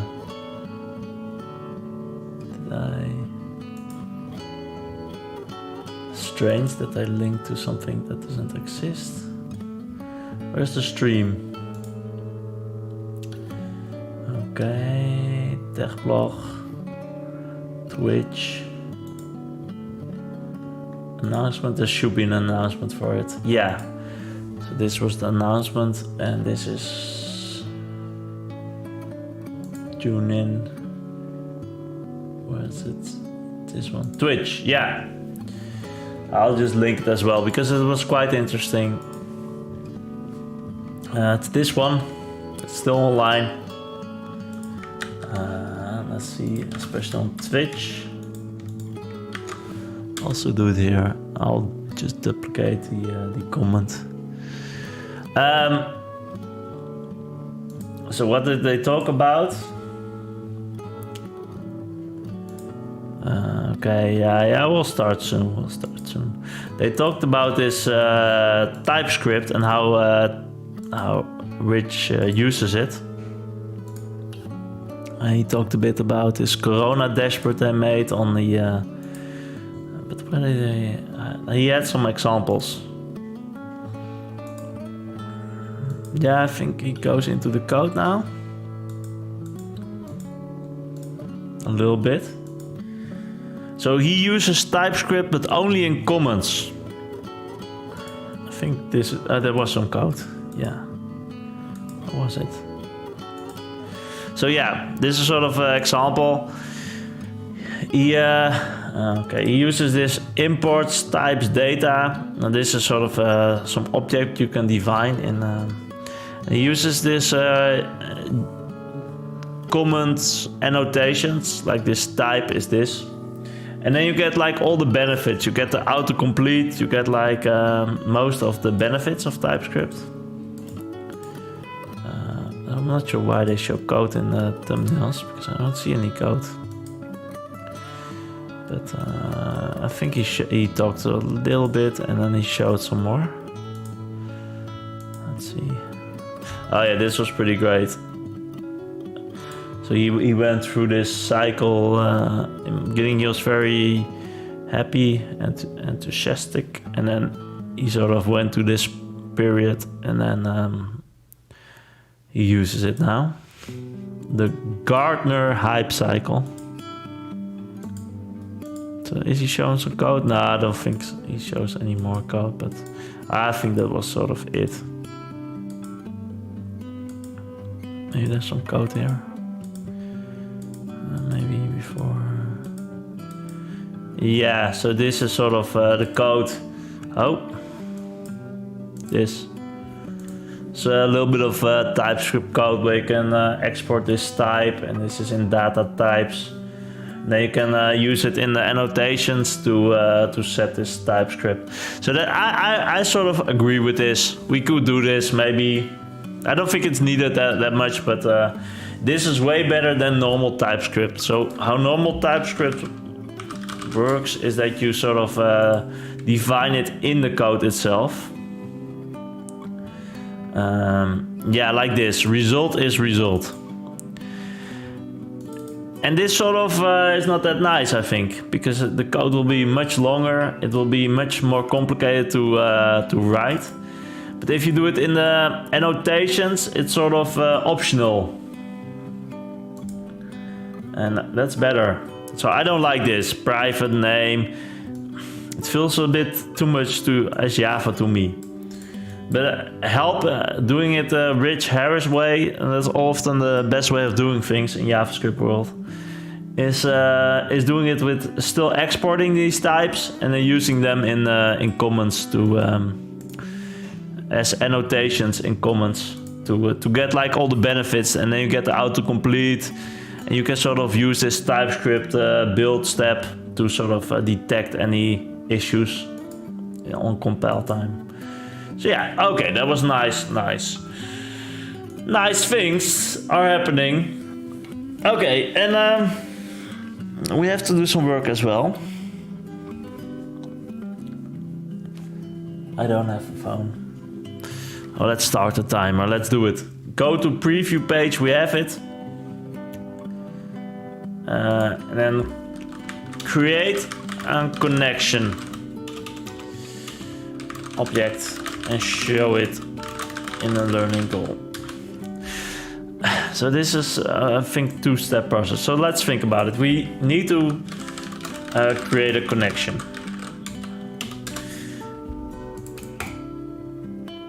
We sort of abused these other things before. Now, not abused, but that was sort of the solution we had. Like, yeah, these four things. So for every goal, we had like this sub-collection: adventures, prerequisite goals, specialization, big ideas, deeper understandings. So our adventure was like the connection. It was between the activity and a learning goal. So this adventure also had this status. And we have quite a bit of work done on this connection already. So we don't want to remake everything because it was like a week of work. So we sort of need to reuse that code. And how does it look? If we go to a learning goal, we have this list. And here we show like all these adventures. So these are more like, when I say adventure, I mean like connection. And now we make a new connection, and that's sort of the linking it to an activity. And here we have this text of the connection information. It can still be the activity information here. And we can show the teacher profile. You can discuss things, so we can react to it. Make reactions, send it. Not sure why it's so slow. Maybe it's broken. No, it just doesn't work. Look at the, so this was a preview. So there's a preview of the activity. You can publish it. You can undo it. I'm not sure why it's, oh yeah, there's 5 second wait. So you can change the status.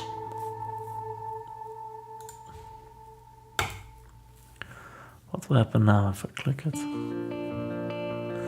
Yeah, so you can change the status. Does this work? So this is no longer working, but it should work. So you can make reactions. And you see the status of the connection. And you see some information about the adventure in this case.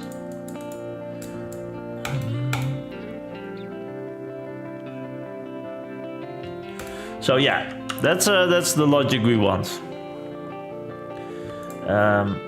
but we should call it differently. We should be, because we use now this top collection, we can do make like this connection thing. We currently say it's a top level connection, but it's always in the learning goal. So maybe rethink that a little bit. So this connection is this connection goal ID, but we also want maybe get all the connections from a user and display it in their teacher's profile or something, or in this curriculum profile, so that even if the connection is only for the goal, it doesn't mean it has to be a sub collection, because you can easily query it with these composited indexes. We have to figure out how that works, but yeah, I think it's still valid. And this will allow us to also create like different connection types, maybe from I don't know, I cannot think about a different connection, but yeah, we can reuse this page sort of.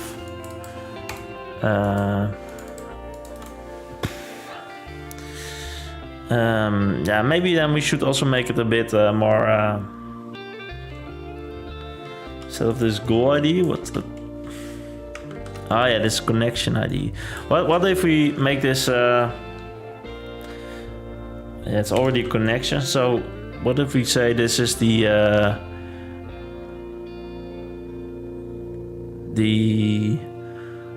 what is it? It's a source ID, and then link ID. And depending on the type, source ID is often the goal ID, and link ID is sort of the activity ID versus a different goal ID. And this offer ID, that could be maybe the curriculum profile ID versus the teacher ID. So we can sort of, based on this type of connection, these values will have different values.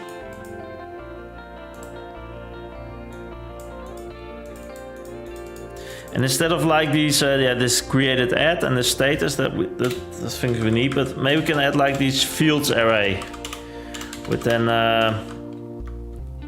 just a name and a value.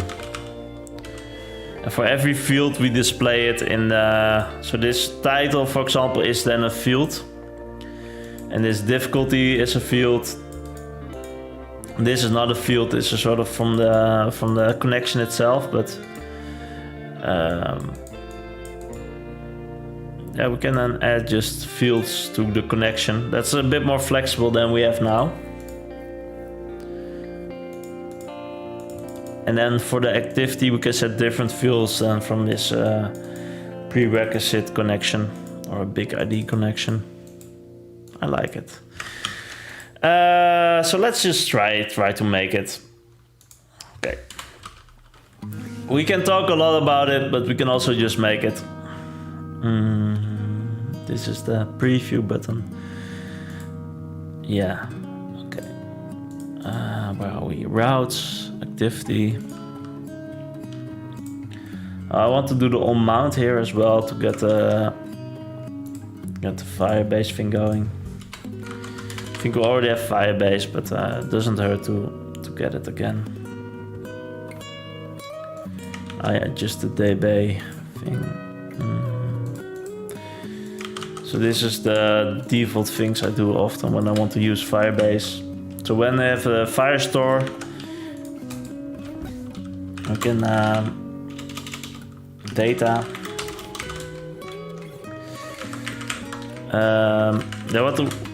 First maybe we can do activity data. Because we probably want to change the status from draft to open. Yeah.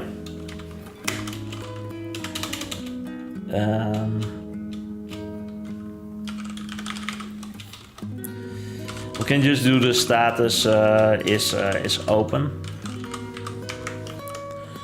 So from draft to open, and then we want to save it. So DB collection. activities.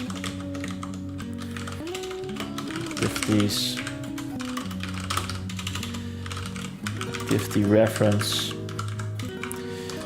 Doc is this activity ID. Activity ref update. This activity data thing. I think we don't need to wait for it. We can update the other one as well. And this is then the connection data that we want to. So here we change the status of the activity.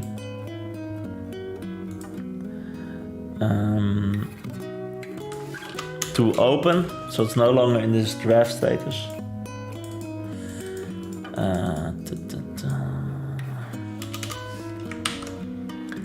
And the connection data, what do we need? Let's use this sort of flexible thing here. So type, connection type is activity.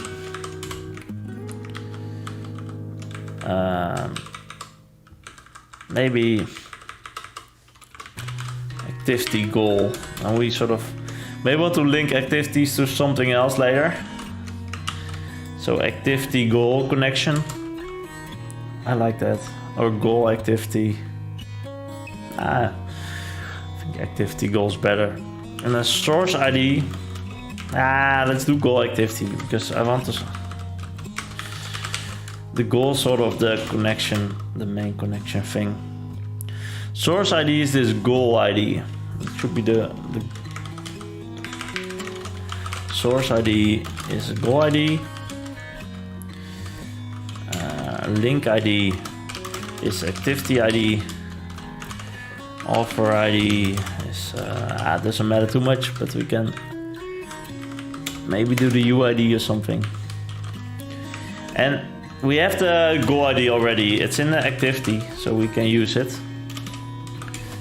The source ID and the link ID, we already have it because it's this activity ID.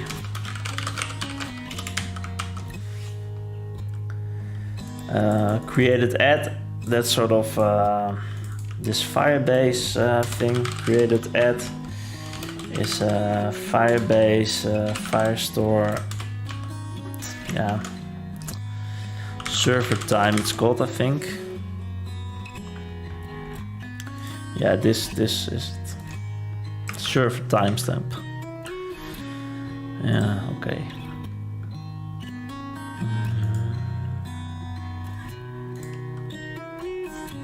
This is a timestamp of Firestore. So we can use that to get like a valid timestamp. Not sure how Firestore does this, but this is the way. The web it created ad. Status is in progress. That's sort of the default status.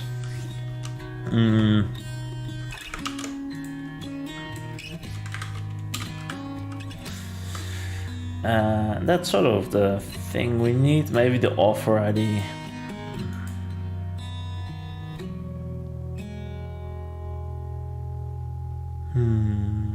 Yeah.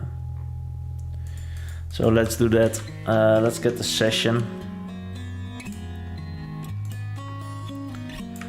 from here. So we need to get the Svelte session store.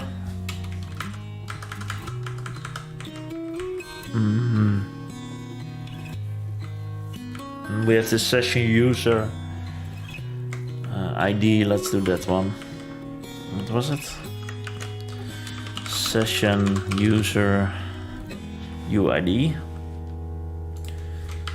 I can do the offer ID. Let's do the UID now. If we have the UID, we can sort of set like the profile as well, but it's more like a placeholder. Session user UID.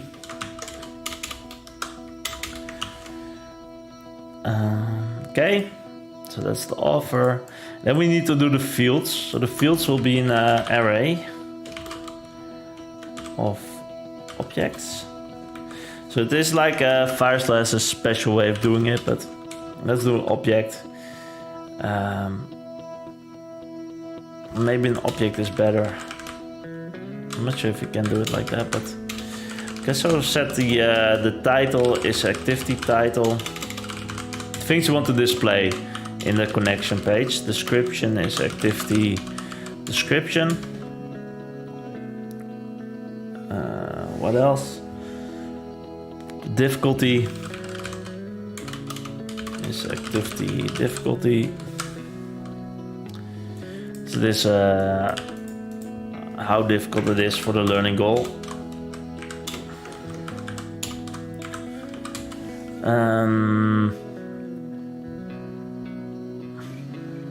Just take a look at the page. Description, type, that was the last one, type.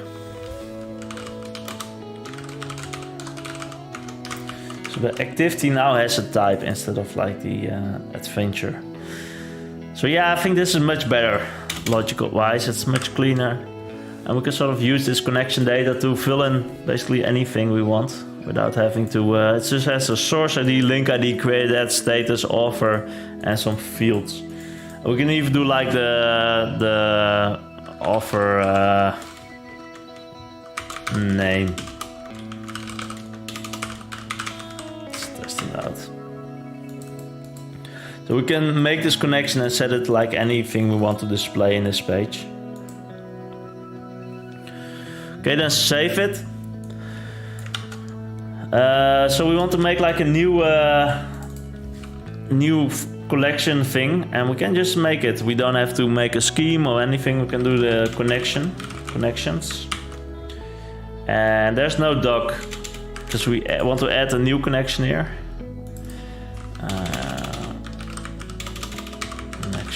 Collection, and from this thing we can add it, so we can connection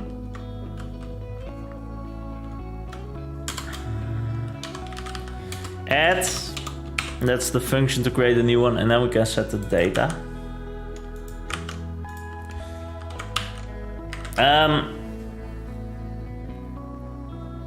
One thing we will probably want to do is doing this first. That should be an async function because we want to do some awaits. And if we have this add, we get the result back. Result. And this result has this ID, I think. You can take a look at this create form. We also do the add thing here.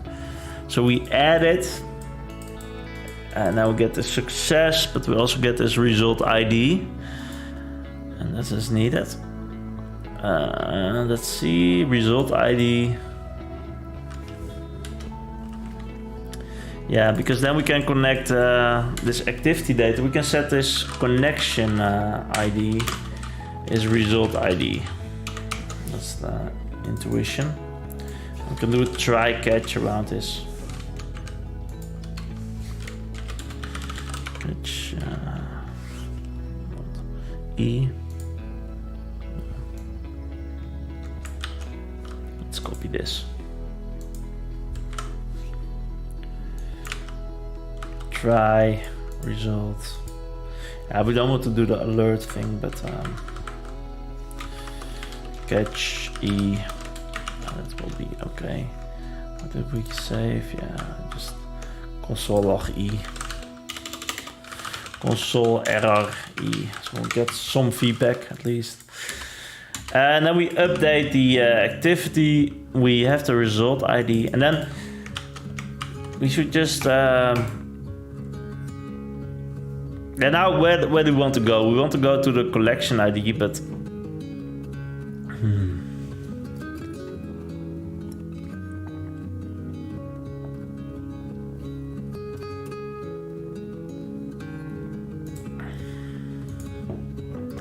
Yeah, I think we need to restructure the goal, the learning goal pages a bit with these breadcrumbs and with these routes, these status things. But at least let's go there. So let's go to somewhere. if it's complete. We'll go to this coupling page with this result ID. That's the only thing we need to do, I think. We have to figure out what to display here, but so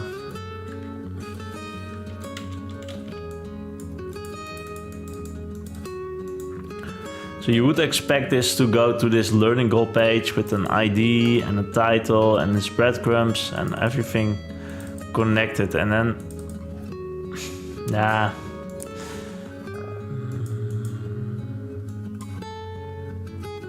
So we can do this and then get like the goal, but we also can go to this learning goal, then use the goal ID that we have here, that's this activity goal ID, because we know what type it is already.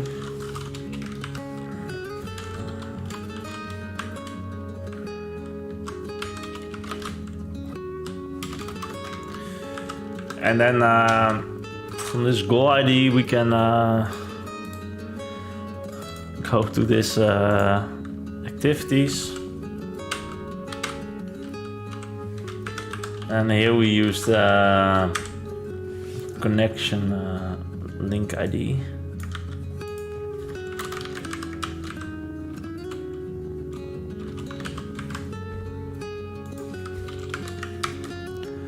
This is also a way of doing it, and maybe this is the easier way because then we already have the breadcrumbs and everything. Just need to display the connection thing as well. Yeah, let's do it like this. Else the other ways can work because we have the goal ID, but then we have to do like a lot of custom code again. So now we link to this route. It's a learning goal. A lot of things in the goals already. Learning goal ID, and then we used to go to this adventure ID, but now want to go to the activities. So that will be new activity. Activities, maybe. It's better. I think. Activities. Activiteiten. Activiteiten. Now I want to try to keep it Dutch. Activiteiten. And then there's this connection ID. So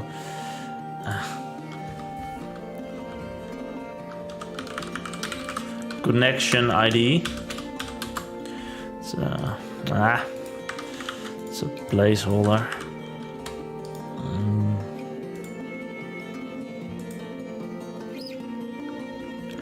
What's going on? Activiteiten.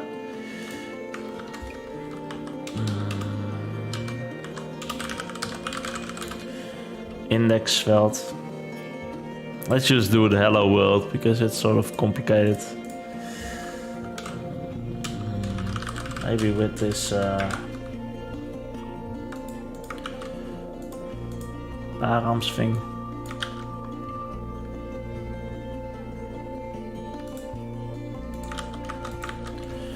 I can sort of print this console log page. It's also a store again. Hello world.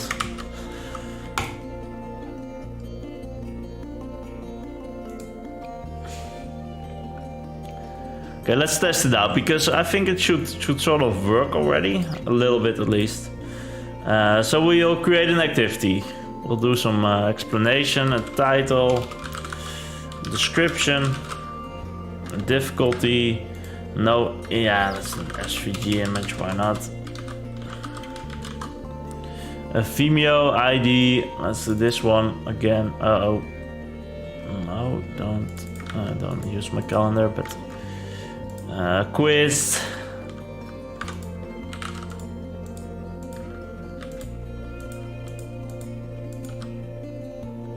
Save it. So we get this preview. Now when we press this button, it should I do get some errors, so database not defined. Yeah, we have to fix that first. That's an easy fix, but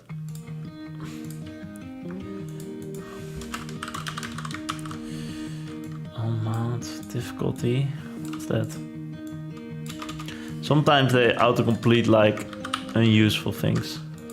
Because we use the difficulty field, it said, hey, why not use the component instead? So we don't want to refresh. So the cool thing is that you can also, these links should always be valid. It's not, there's no magic. There shouldn't be any magic. So this preview should still be, yeah, this was the draft, so you can still see we have we have all the data here. Even if we refresh it, it did store it in the Firestore. Save the concept. We only have 1 minute left, so let's try it out. Permission denied. Yeah. So we don't have the Firestore rules set up yet for this new collection. So we have to do that. So we have these Firestore rules. And we do need to give some permissions. Curriculum profile. I'm not sure like what I want to do. I just want to give everybody permission for now. That's write should be also update, so it's a bit unnecessary. So we want to match this connections. And then with the connection ID. So everybody should be able to write it for now, these connections, and change it. Yeah, we'll do a break. We'll just finish this saving. If I do it again, we'll get the preview, title and description is there. We have this nice video. And then we get the hello world. And in the params we get this connection ID and this ID. So let's take a look at the Firestore thing. So what's the connection ID is this one. That's this one. And the ID is the learning goal ID. So that's a bit strange, but probably should rename that one. Let's go to Firestore and let's see what's in there. Firestore, and then we have activities, but there should also now be this connections collection, and there's this data. So we have the offer, the created ad, the fields, offer name, Serious Papa, description, free, title. So it did take like all the things, and then link ID. This is then the activity ID, so that should be that one, yeah. It's linking to this activity. Oh. Status in progress. Yeah, that's for the connection status, but if we take a look at the activity, it should be open. Yeah, it is open. So there's two different statuses. And we have this type as goal activity. So the type will change depending on like the connection. So it could be goal prerequisite, goal big ID or something.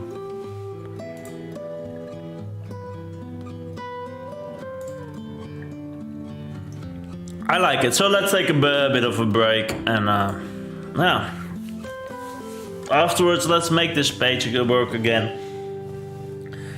So we have to think about these statuses, these updates we need to change still. It's quite a bit of work to get this page to work with this new format. But that's okay.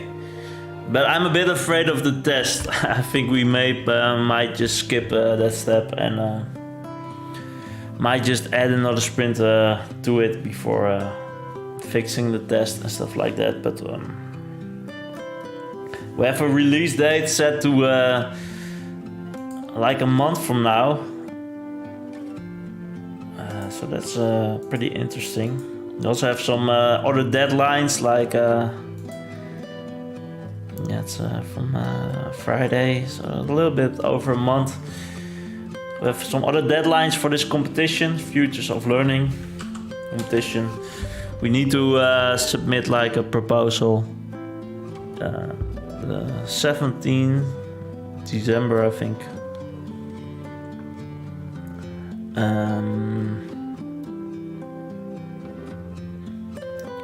Yeah, so we have a lot of cool ideas about these learning curves, about other things, about visualizations, but we don't really have time for them the coming month. We only need to work on this prototype because we want to release something that's finished. And I also want to spend some time on creating content and using it. So actually filling the platform with useful things. I'm quite happy about the direction that we have these teachers. I think that's sort of a big part of the website. So I'm glad we have it now, this sidebar. It feels like it's easy to make, but it took some time to at least get it into this structure, and also with these new collections I think it's much cleaner. But yeah,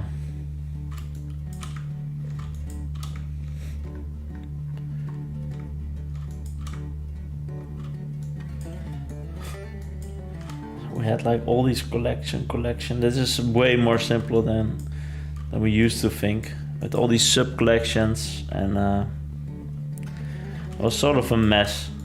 Don't make too many sub collections if you're working with Firestore. Try to minimize them.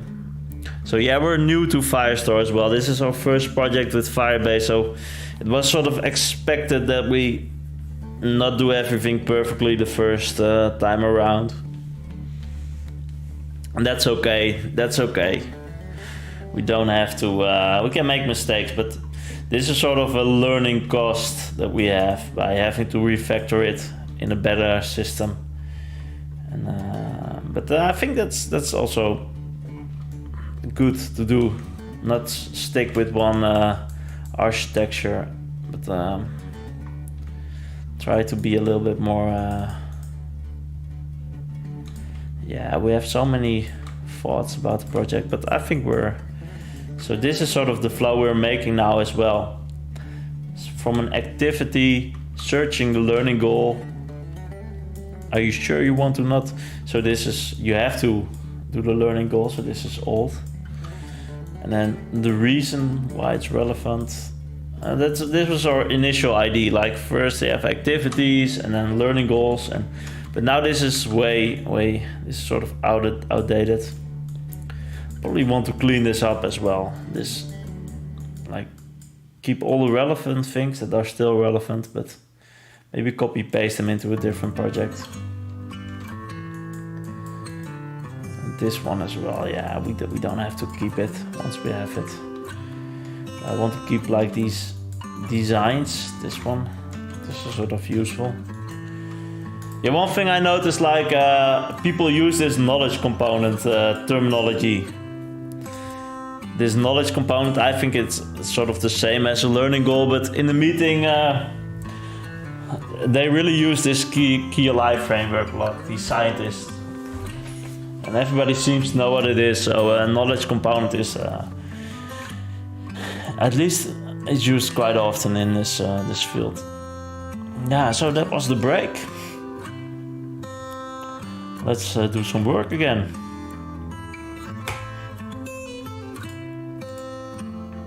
So we have these work pages for adventures. Let's take a look. Whoa, it's a little bit bright, but that's probably the sun doing its work. Can't really change it because I don't have my phone.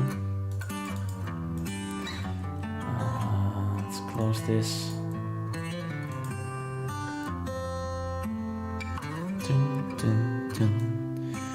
Yeah, I should think a little bit about security as well and fixing these rules. Probably need to spend like a day on that before we are releasing it to production. So I think we will take like one sprint just to fix like these issues. So making it sure we can publish anything. And yeah, we will release like this alpha version. doesn't really. So we want for the end user, we want it to be useful at least for this one module, but for the rest, it's not really. The aim is not to be like to be used, I think, for teachers and curriculum designers. But at least we'll have something online that's used by real players. That's sort of the goal of the first edition. I'll improve on it. So routes, learning goal, ID, adventures. So these are the lists. So we have these lists and these breadcrumbs. We probably want to keep these. We want to change them probably to activity, but we want to keep them. And here's the work page. And it's sort of the page we want to copy. And do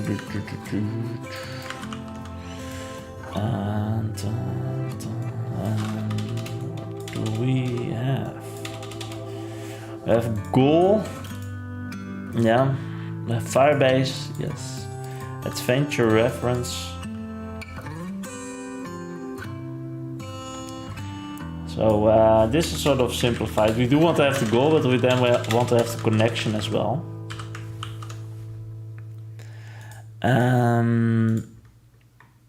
So I think we already have like, no, we don't have a connection. So I'll make a new folder here called connection. And we do the same sort of get connection data thing. I like that sort of pattern, get connection data. We can maybe simplify this because the only thing that's changed is like this connections and then this connection ID. So connection ID. Let's also try to keep it consistent. So this connection ID should be there. This is the connection. And you sort of get it like this. But we might want to set some default values or do something smart here later. So I think it's fine to copy paste this code and not make like a general Firebase. It's sort of the minimal code already we could make. It's not really that big. And then this route, goal, ID, activity. Then we have the connection ID, so this will fit. We can sort of use this component, import, get, connection. Oh, that's pretty nice, this autocomplete. Should have probably used this before. And we have this connection template, but I'm not sure about that so far, so I'll just probably want to rewrite this a little bit. So we want to get the connection data, so we have to bind Firebase and we have to bind this connection. And then this is filled again with data from the Firestore.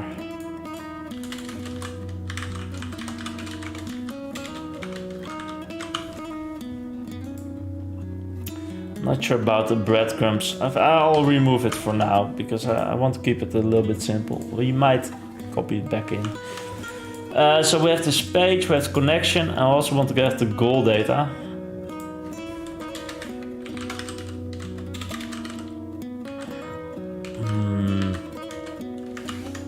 Yeah.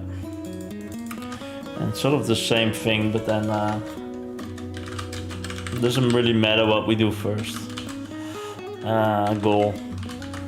Now we should have the goal and a connection set data wise.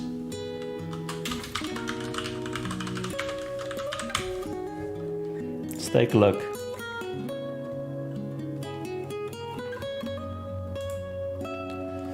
Yeah, it's a bit difficult to go there at the moment, but let's just create a new one. We also have to do some validation on this. Get this ID again. This one. Save it. Don't do a quiz for now. We get this privacy setting. strange. But that's okay. Well, at least we get the video with the privacy setting issue. Now we're in this page. And we get some... so this is the goal data. And this is the connection data. So we have two of these data things. And we need the goal data to use for the breadcrumbs. So we might want to keep that one.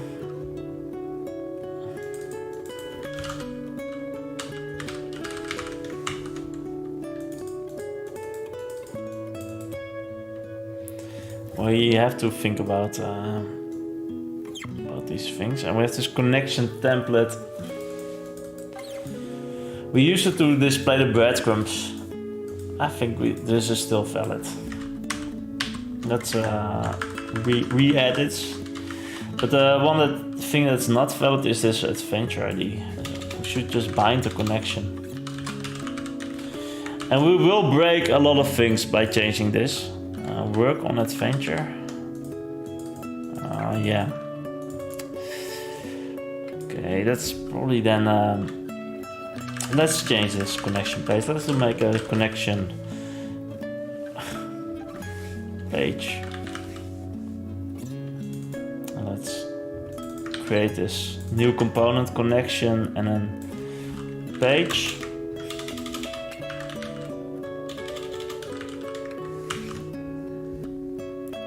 And then instead of using this work on adventure thing, that's pretty nice because hopefully we don't break it.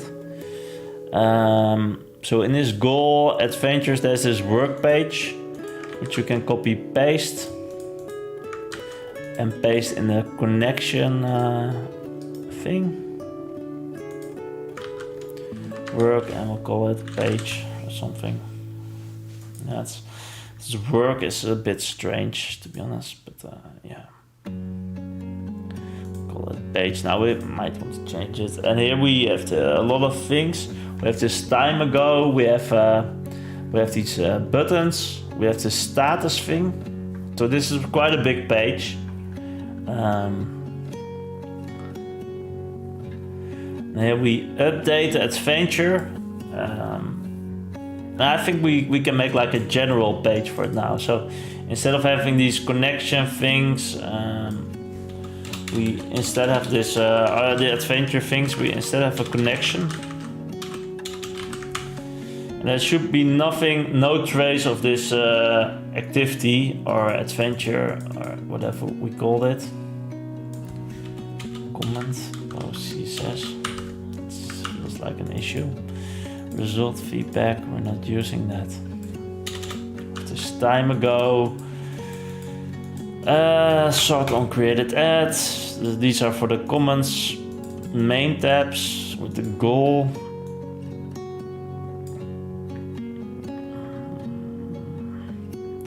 So it's a bit strange that there's these main tabs. We should expect them to be. Let's remove them for now. Let's see how it looks first. We do import them, so we have to also. Get rid of them.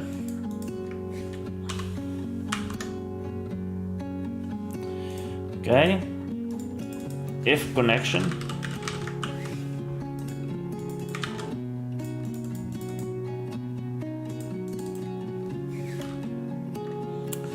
And we do have the connection type, so we can still set this to activity information, but we can sort of do it with this switch instead. So.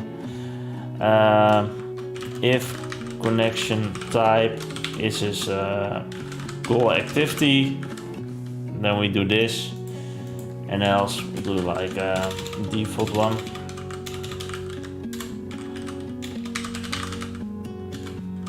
So we can still discriminate based on these types, but we have to do it like this now. And here we have these title and look. So this is a link and this is the title. Okay, and get status text. So we have to sort of make this into a for loop, I guess.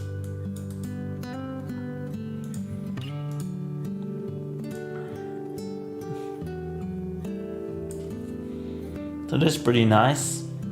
Activities. So we see the learning goal title. We see the activity breadcrumb. We see this read. So I think that's okay. Now we want to see like the page as well. And there are some issues. But, so what is this? This is a border. What is this going on? So we have this title, adventure title. This is probably not needed. This is a link. So you might want to link to this. Yeah, we can do this thing again.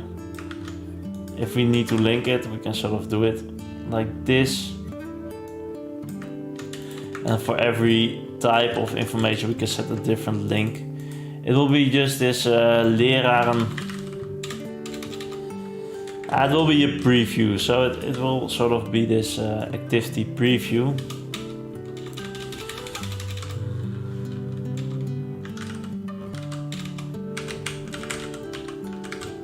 And then this ID and preview, something like that. Bekijken.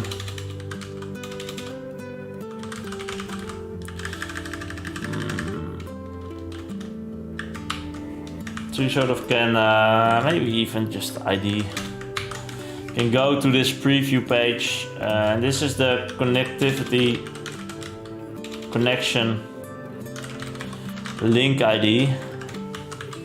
So yeah, it's sort of link connection. It's sort of abstract by design, but this will change based on if it's a different one. Then we probably want to show this learning goal, because then it's a learning goal. Leerdoel. Or we can link to a learning goal or an activity based on the types. And if we want to link to something else, we can do it as well. Yeah, bekijken. That's fine. You can sort of say activiteit bekijken or learning goal.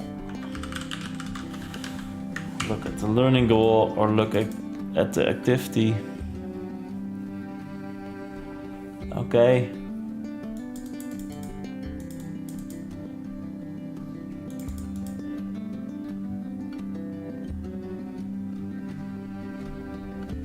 Yeah, it's not really sort of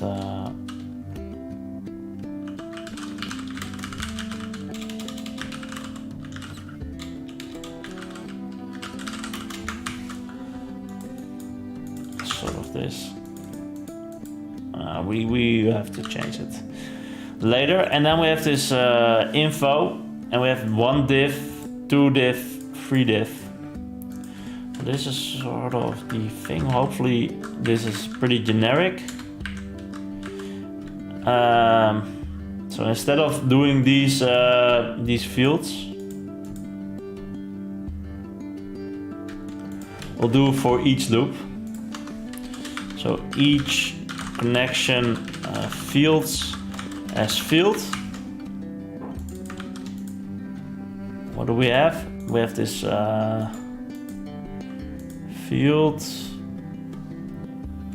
offer name, description, difficulty, title.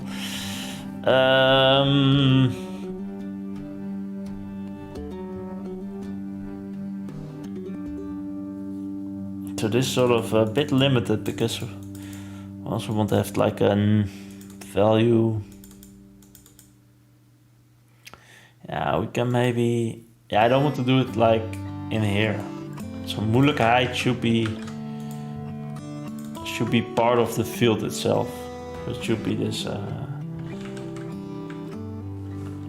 field. I think we can do it sort of like get the value, key value. Each svelte key value. You can do it like this. Yeah, section. If this is the data, we can do it like this as title paragraph. Nice. can do title value. This will be the title and this will be the value.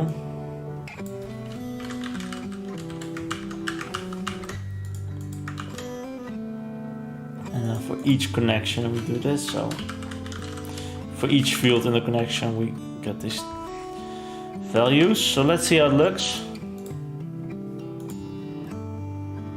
We don't get anything. Why not? Refresh.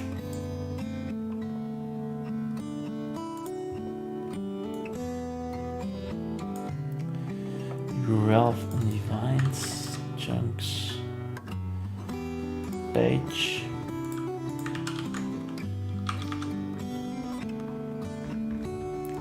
Now let's print something. Let's print the connection. I think that's sort of the most important one.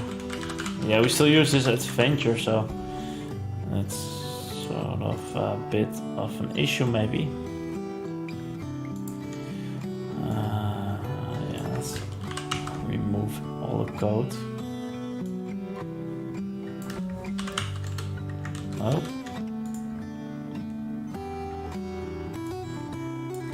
This should also be part of the creation of the connection instead of on the connection page. Create status update. Yeah, hopefully it will do something now.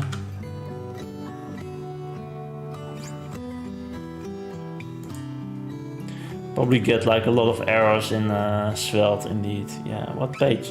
What line? 97.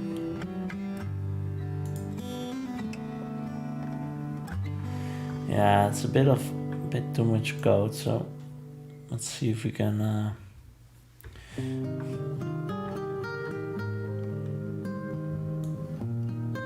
remove some for now. I also want to refactor this function. Definitely want to refactor that today. Do we have time? We have some time.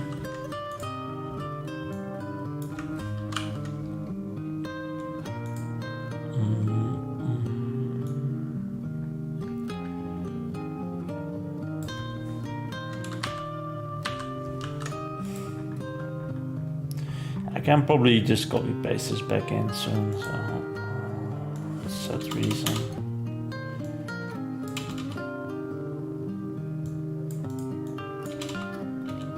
So these are some buttons to change the status. Instead of adventure we can use connection.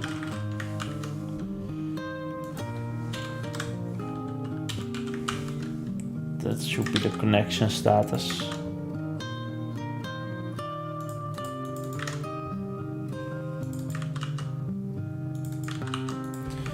We remove these buttons, but it's maybe a bit too much that we try to do here. Form submit. What do we get? Where's Firestore? Okay, it seems to save, but if you don't look at it, URL of undefined. What are you talking about? No line number. Sometimes I just want to yeah, I could not open it. Sometimes I just want to restart the dev server.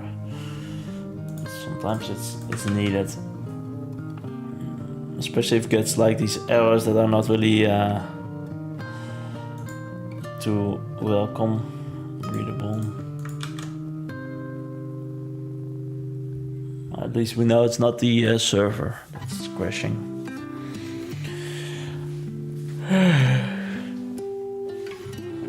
Okay, now I get something better.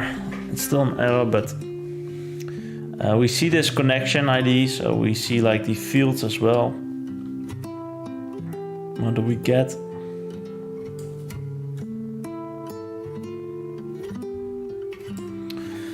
Cannot iterate over error-like objects. So that's probably the this fields. Okay. So what's with the fields? Why it's not an array? Oh, it's an object.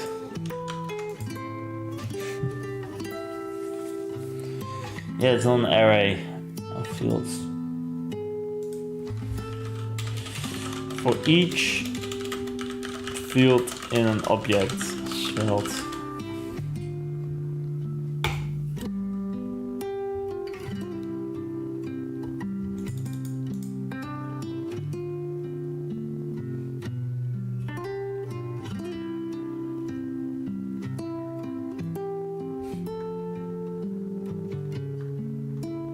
So there are some debates about this 4 years ago.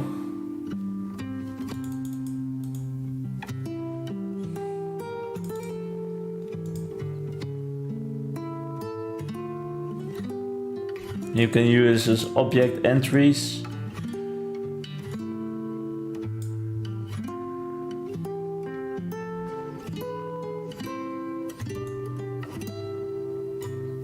Okay, pretty nice. It's just normal JavaScript, I guess.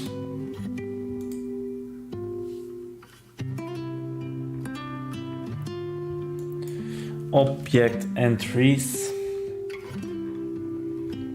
These are just some things you need to use a few times and then they should be in your system. So these fields is an object and you can do this object entries. You can still get like these keys values, I think, but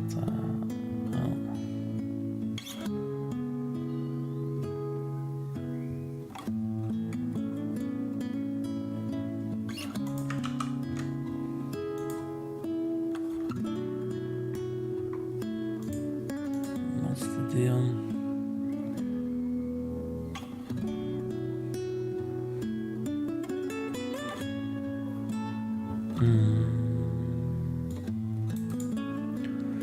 Maybe run it, see what happens.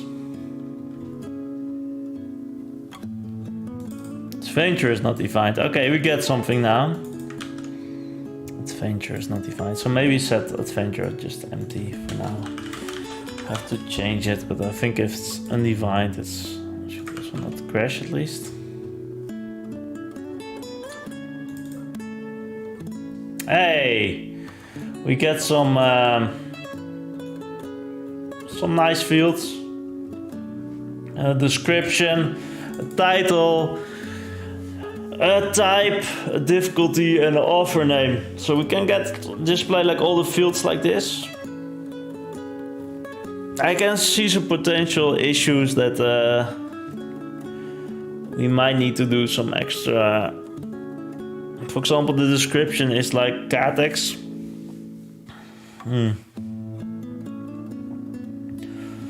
Probably should display it as HTML instead. Let's test it with some Catex thing. So we can go back to this preview, edit.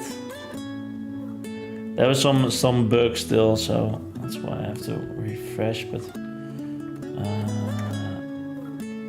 activiteit.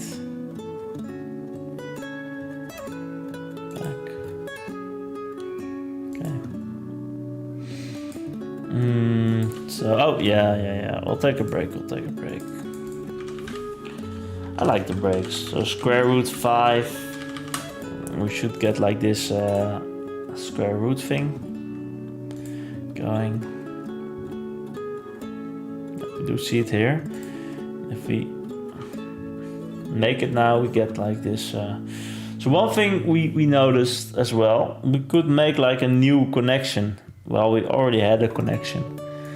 So instead of, that's something we really need to work on. But let's first fix this Catex thing.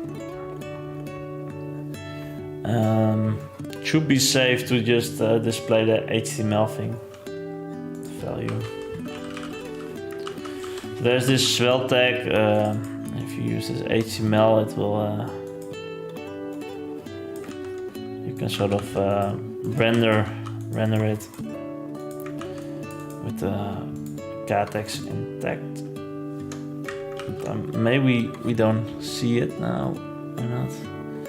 Oh yeah, we do see it.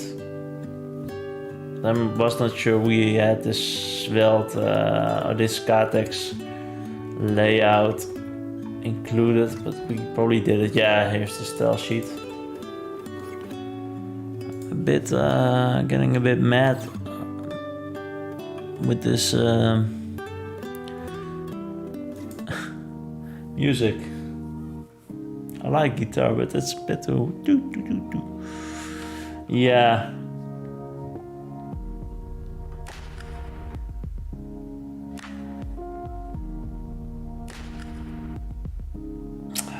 Getting spammed again, right? Okay, how can we reduce the spam? I can block. I'm blocking the same. It's the same spammer every time.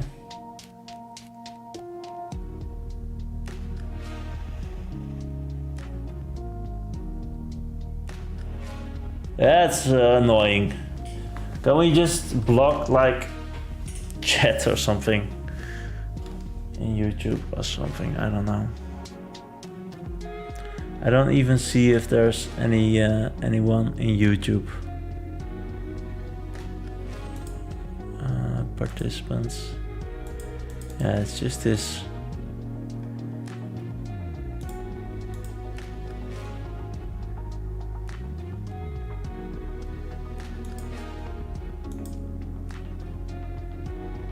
Reporting.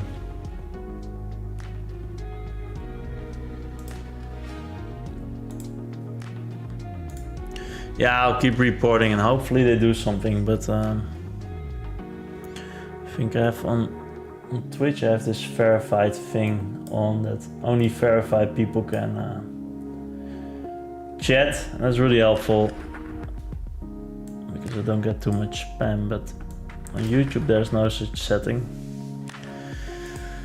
Okay, so let's continue. Do we have no one. What's going on today? 0 viewers. Normally I have some viewers, some people, but today it's sort of it's a Monday, but yeah, it's okay. We'll have it on video. Maybe someone will watch this after the fact and really enjoys himself or not, or herself.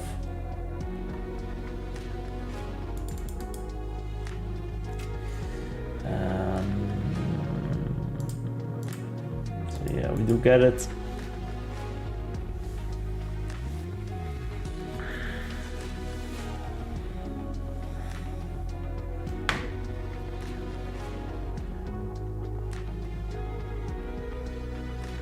I'll take a quick break and then we'll probably see if we can fix these fields. And yeah, there's so many things we have to do, but we have to just take it step by step. I probably want to do the updates next, see if they work, like this publish. You just get this page working, and then list all the drafted activities, list all the open activities. That's all these things we have to do. Not today, but in general, we need to get like this and get the tabs working again. We'll see. I'll take like a quick break and then continue. Just afraid to walk because my legs are not working anymore. But yeah, see you in like 5 minutes, something like that. Yeah, be right back.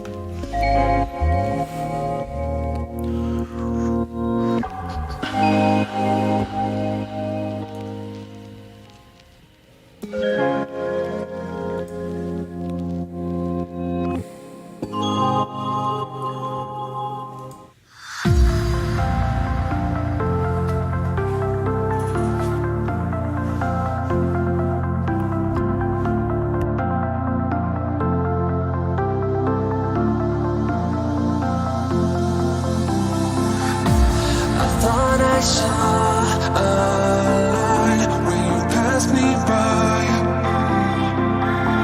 The reason why I shine, you're the reason why.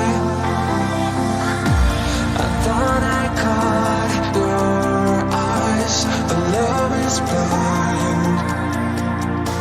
I thought I saw you smile.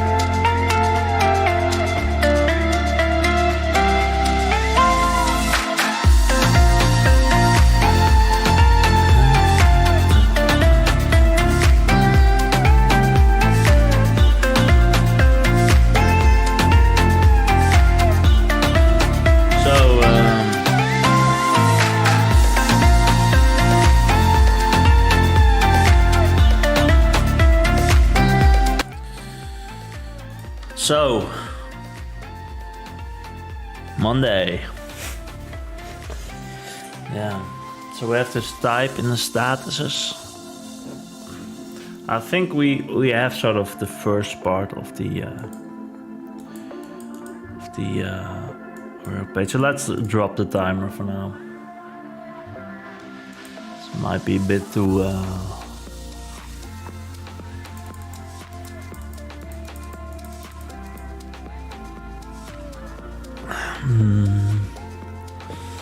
So I'm just wondering how is this ordered, because it feels like a bit random, this type on top, but maybe it's there's a logic in it. So this is the fields, so we have description, difficulty, name, title, type.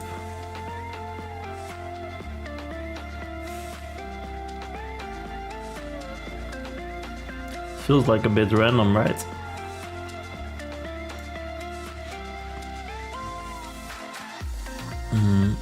What's this object entries? What is it returning?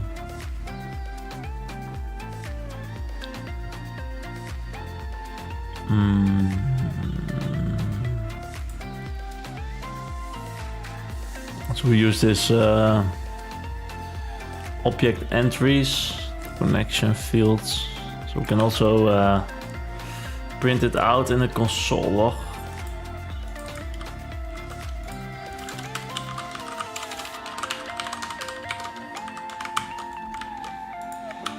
Let's see what we get. I have to refresh because there's still some errors in this page. We should be able to see it. No. 20 is empty.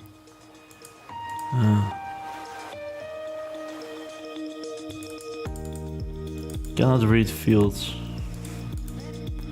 Okay, there's a if connection.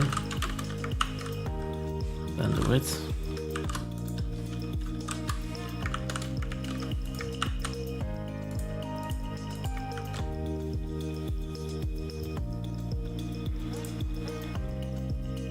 Okay, so we do get this type, name, title, difficulty, description.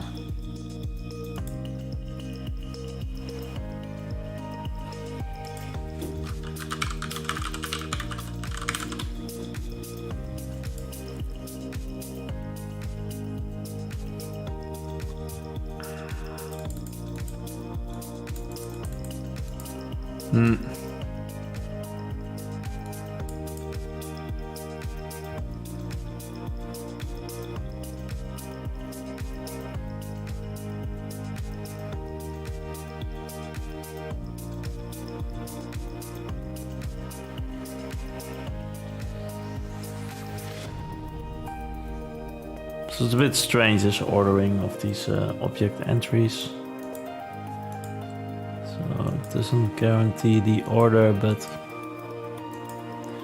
feels like it's doing some random things. So it is this order. Beschrijving, moeilijkheid, naam. Beschrijving, moeilijkheid, naam. Maybe because this is not a string.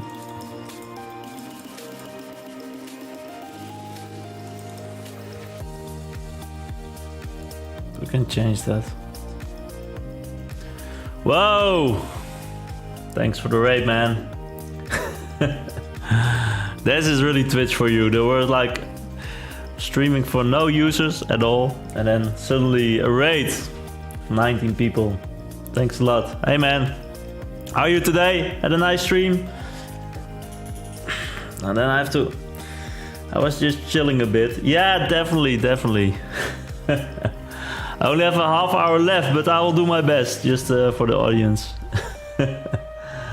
Yeah, nice. I was just chilling, I think almost done. And now I have to be back in this madness. I have some viewers now. Thanks a lot. Daryl Duck. You rated me before, right? I think I watched a few of your streams. It's been a while.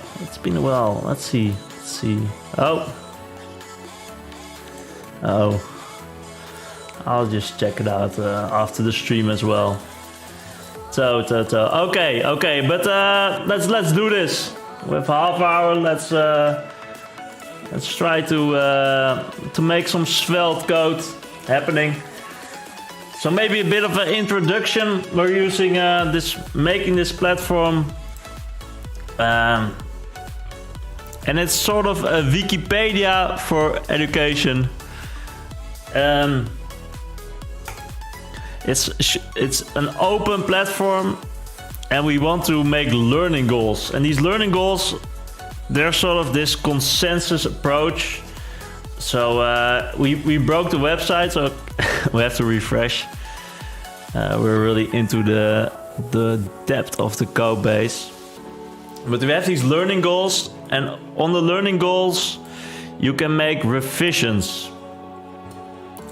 So it's sort of a community-driven page, and we use some taxonomies to help people make the learning goals. This is sort of the Bloom's taxonomy is used a lot by teachers, but we also have some other taxonomies like Solo or the knowledge learning instruction framework. And this form is all about helping the teachers make a learning goal.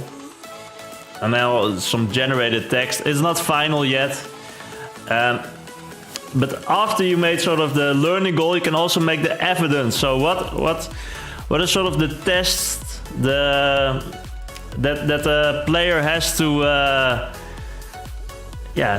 finish to see, oh, this player mastered this learning goal. So we add the test as part of the learning goal, and this is sort of by this understanding by design framework. So yeah, I just not go too much into development now because we only have a few minutes left, like half an hour. So it's better, I think, to give like a basic introduction again for all the new people that might be interested in Svelte. If you have any questions about technology, we use Svelte, Firebase, and we use a bit of TensorFlow as well for machine learning.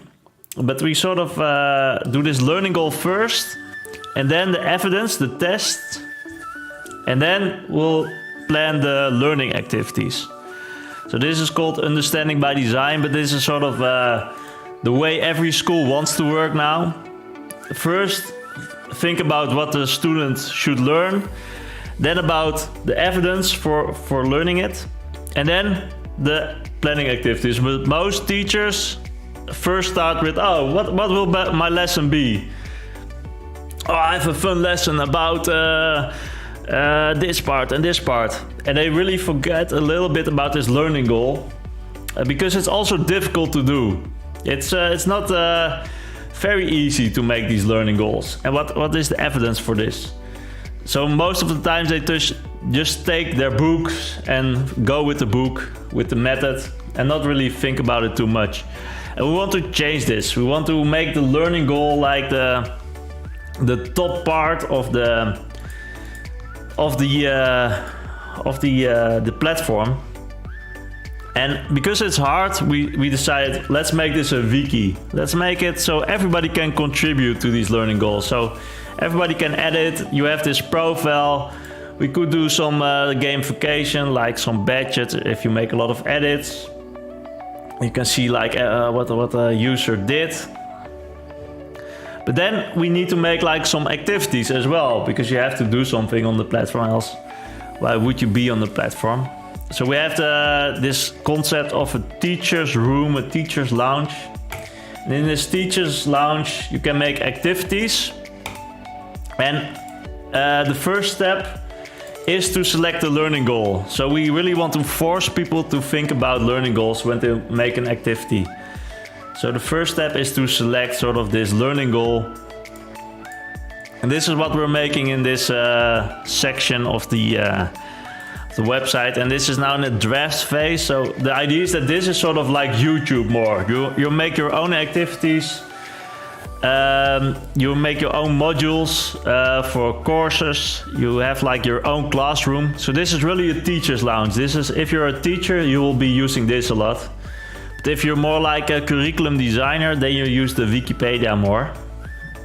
The section that's more similar to Wikipedia. This is more similar to YouTube. So you make like a title, description. You can use KTeX here. So we really focused on math. So you can, this is sort of KTeX way of rendering things. You can do CFrags, but also formulas and what can you do?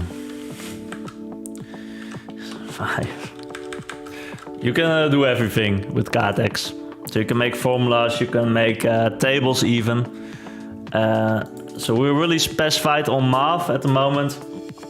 I've built this other platform before, previous to this platform we're making now, and we sort of had this issue with learning goals and with the ordering of activities. So we have like 1,000 videos, over 1,000 videos. They're pretty short videos, around 3 to 5 minutes, sometimes 1 minute, with a Dutch explanation how to fix like math. And this is for like 17 years old, close to the examination level. So it's pretty complicated. And there's not a lot of content on this on YouTube and stuff like this. There's some, but it's more like general. So we have these videos and we have these interactive quizzes in between. So when you're, and not every video has it, but most have. I think this one is a pretty good example, the first one. So this one should have a little bit more margin as well. It's a pretty short one, so we'll explain it. How do you put this in the scientific notation? So you can... this is the first step. How many zeros are there? Like there are 6, so it's 6. And I can look at the, and I get some explanation. Okay, yeah, the 6 places to the left. So you can say check it. Yeah, that's great. So it's interactive and then it continues with the video. And there will be one more question, I think. But at the end, we also have this sort of unlimited a quiz. So this is generated. And that's pretty nice. And that was a pretty cool website. And you get like all these tests. So you can sort of practice it yourself. 6, so that's probably this one. Yeah, you can sort of see this streak thing going on. And after a while, you sort of know what it is. So this is a different structure. This is 7 and then 2 places, so it's 9, 10 to the 9th. These are the other options are sort of misconceptions the user has. So depending on what they say, we can sort of monitor like what sort of mistakes do we... Hey, El Papa. We just been rated, so just give like an explanation of the project. So but there was a problem with this website.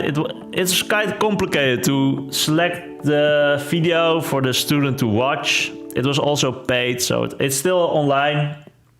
We have some customers, but it's pretty difficult. So it's now part of like more tutoring system, and then it works because it's one-on-one explanations with, and this is more like the homework they have to do. But I was like, what is missing here? Learning goals.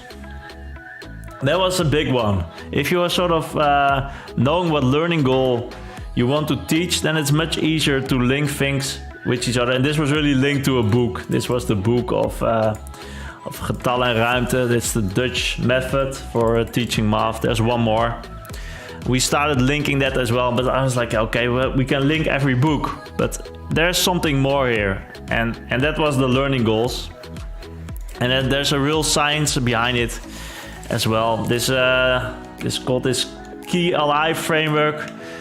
They call these learning goals knowledge components. And they sort of have their own way. These are the learning events, how people learn. This is more general, and knowledge components are specific, domain dependent. And they say there is a lot of things to learn about things for these learning goals. So there's a bit of a scientific issue in education, that there's no real scientific knowledge how to best learn. There's some methods like spreading and things that work every time, but there's not like a learning style or something. That there's no evidence for this, because a lot of this learning is domain dependent, context dependent, and also depends on what the student already knows, what the prerequisite knowledge.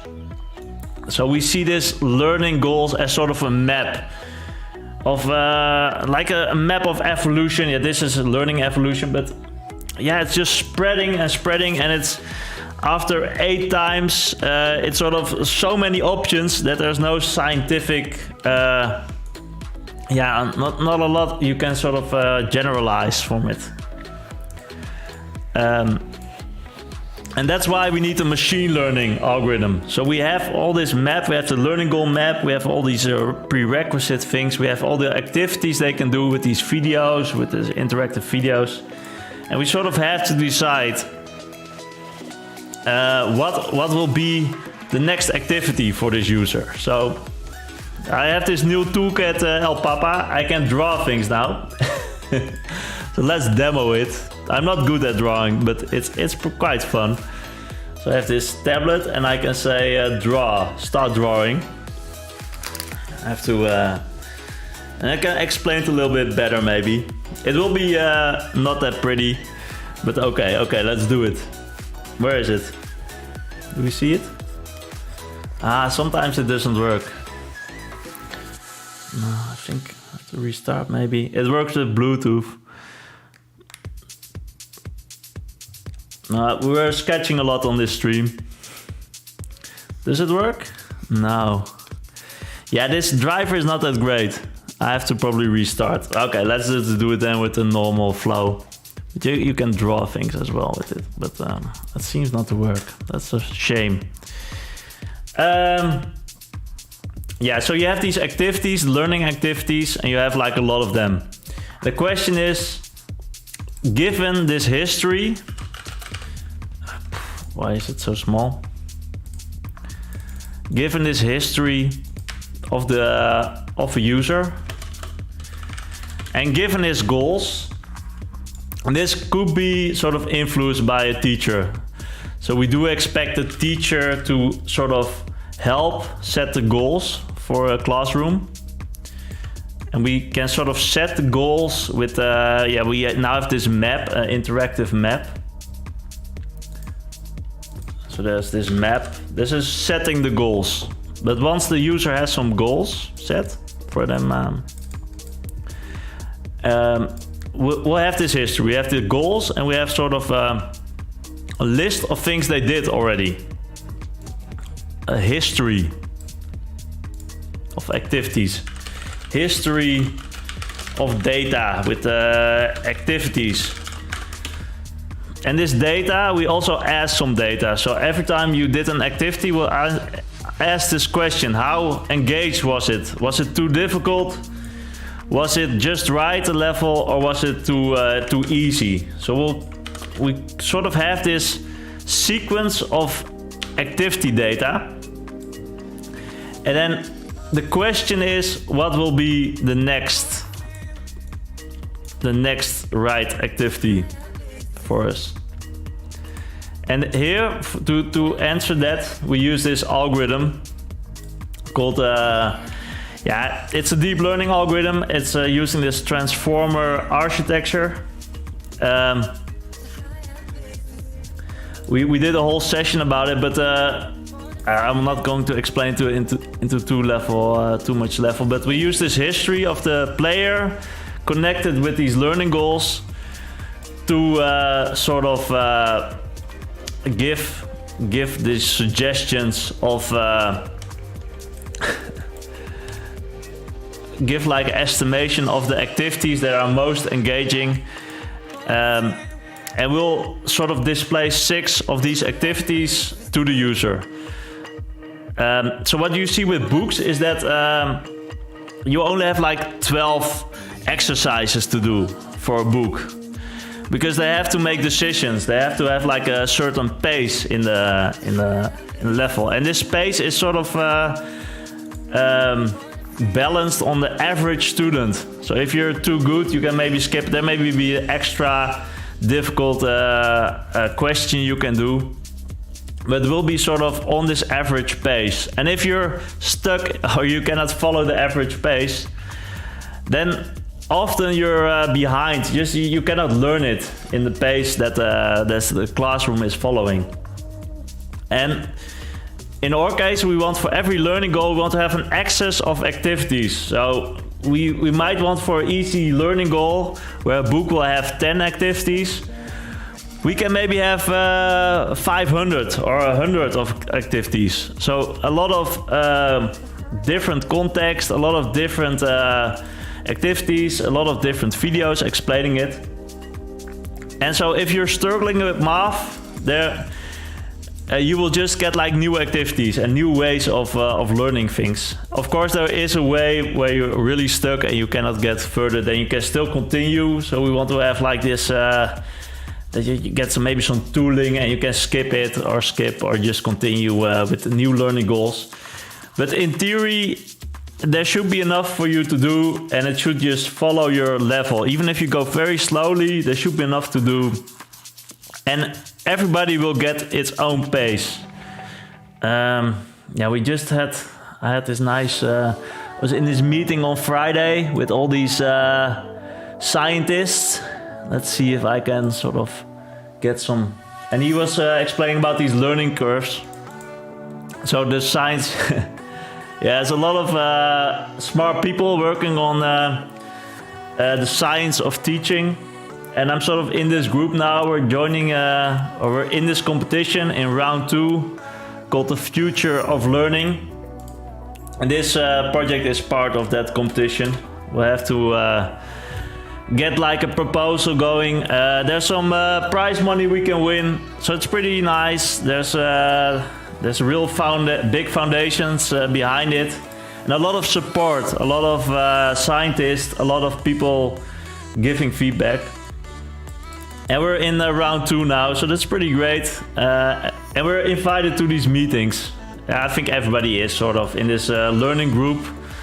If you're interested, I will paste the link. It's this learning engineering term. This is the group, and they sort of go pretty deep into the science. There were 800 submissions to this competition. It's pretty big, and this was one of the meetings. And they talk a lot about these learning curves. So we're sort of exploring it now, also to use in the platform. But there is this difference in how people will learn. And I think this image is pretty nice. It's from Steve Ritter. He was giving this talk, and he's the head of Carnegie Learning, I think. Yeah, he's pretty out there. And so you see like these different learning curves, and for everybody, so they used to, there is this myth or a lot teachers have this as well. Oh, he's just intelligent. That's just an intelligent student. But for every different math topic, you can have your own struggle. So even if you're a fast learner in one area, it doesn't mean you're a fast learner in the other one. Of course, there is some correlation. There is something like IQ, of course, but you can see like these different learning curves for different learning goals, and for different people as well at different places. So we really want to sort of optimize these learning curves for every individual, and we want to do this with these algorithms. So that's the project. We have some time left. So now we're at the part where we want to connect the activities with the learning goals. And we did this before. We had this whole adventure system, and we sort of wanted to simplify it. So now we have this system where you have to connect it to a learning goal before you make the activity. Oh, I'm not sure what this is doing. And that's a bug, I guess. You should go back to, that's a bug. Okay. So we have this button. I'll get into a little bit of code, fixing some bugs. So we have this create thing, prevent default. Yeah. Okay. And we have also this another button. We're using SvelteKit to build this, together with the Firebase as the backend service. And we use for the machine learning, we use TensorFlow and the Google Cloud. And on this activity form, we have this on click.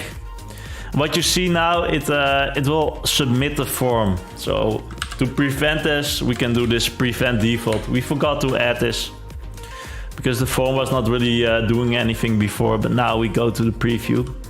So when now it works again. So you can select the learning goal, you can change the learning goal. We have this draft concept of activity. And this is the, let's just make one. Let's just make an explanation video about, a growth factor, why not? And then, we also have this live site already, so maybe I can take like a video from there. It is not really up to date yet, but it's sort of old code. It uses this old adventure system. It's 2 weeks old, it's not too old. And it's working, that's sort of the cool thing about this environment.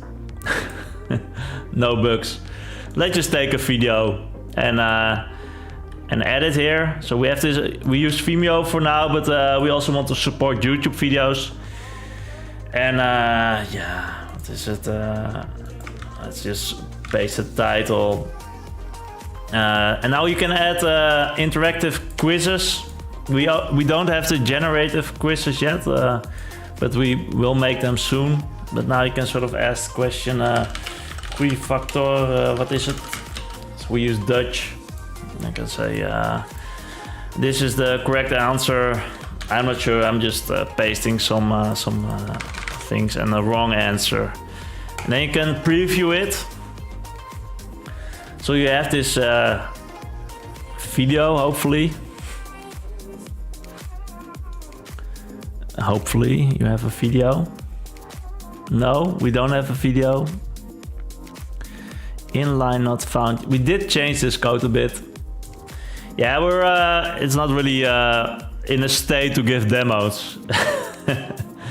So we have this this if statement where we load the video in this show thing. So we want to also be able to show activities without a video. To do this, we added this this code, and this is breaking it. Why? Because we need to make it reactive, I think. If we change it as well, it should do it. We can set this mounted. So this is if you load the components in Svelte. I sort of want to do this most of the time. Do we need to wait for it? Is it async? I don't think so, right? Is it? No, it doesn't seem to be async, so. Async reactive statements in Svelte are a bit difficult. I can say it should be mounted. There should be some components there, and then we load the Vimeo player. Mounted is false by default. Let's see if it works now.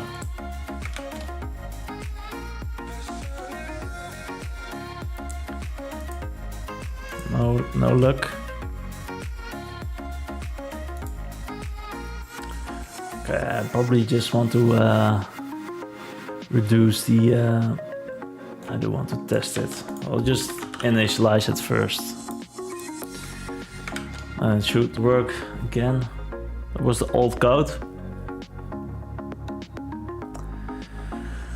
Okay, so we use this Vimeo player. API not found. Is this video not found? I think there was a typo in the video thing. Yeah, there was a space, I think, or something. Maybe not. So let's just take a video. This one was working before, so let's try that one. Okay, so it has to do with the Vimeo ID. So we have now a video, we can play it. And then we get this quiz, and we have some features to go back to the video. Sometimes there's an image in the video. You can sort of skip it as well, and it will continue. So we have the same sort of functionality as this website that we built before. And then you can connect it to a learning goal. And when you connect it to a learning goal, you get this... maybe I can demo it with the other one better. So you can connect it with a learning goal, and then it starts this status workflow. So it starts like in progress, and people can sort of contribute to it. And I'm not sure if this is still working. Yeah. So you can see like what is the status, what has been changed in this this connection. So this is a connection from the learning goal to an activity. And you see these updates, and the idea is that we sort of do the same thing as in GitHub, where people can make pull requests, and then on some code we can sort of discuss it. So we want to do the same thing, but then for activities. So here there's some discussions, and then you have this status update, and you have a new commit. And then you can maybe even see the changes, and then you can approve it. And we don't want to make it exactly like this, of course, but we want to have the sort of the same vibe. So we have these goals. Let's see if I can I'll make an empty one. We have these goals, and we have the activities.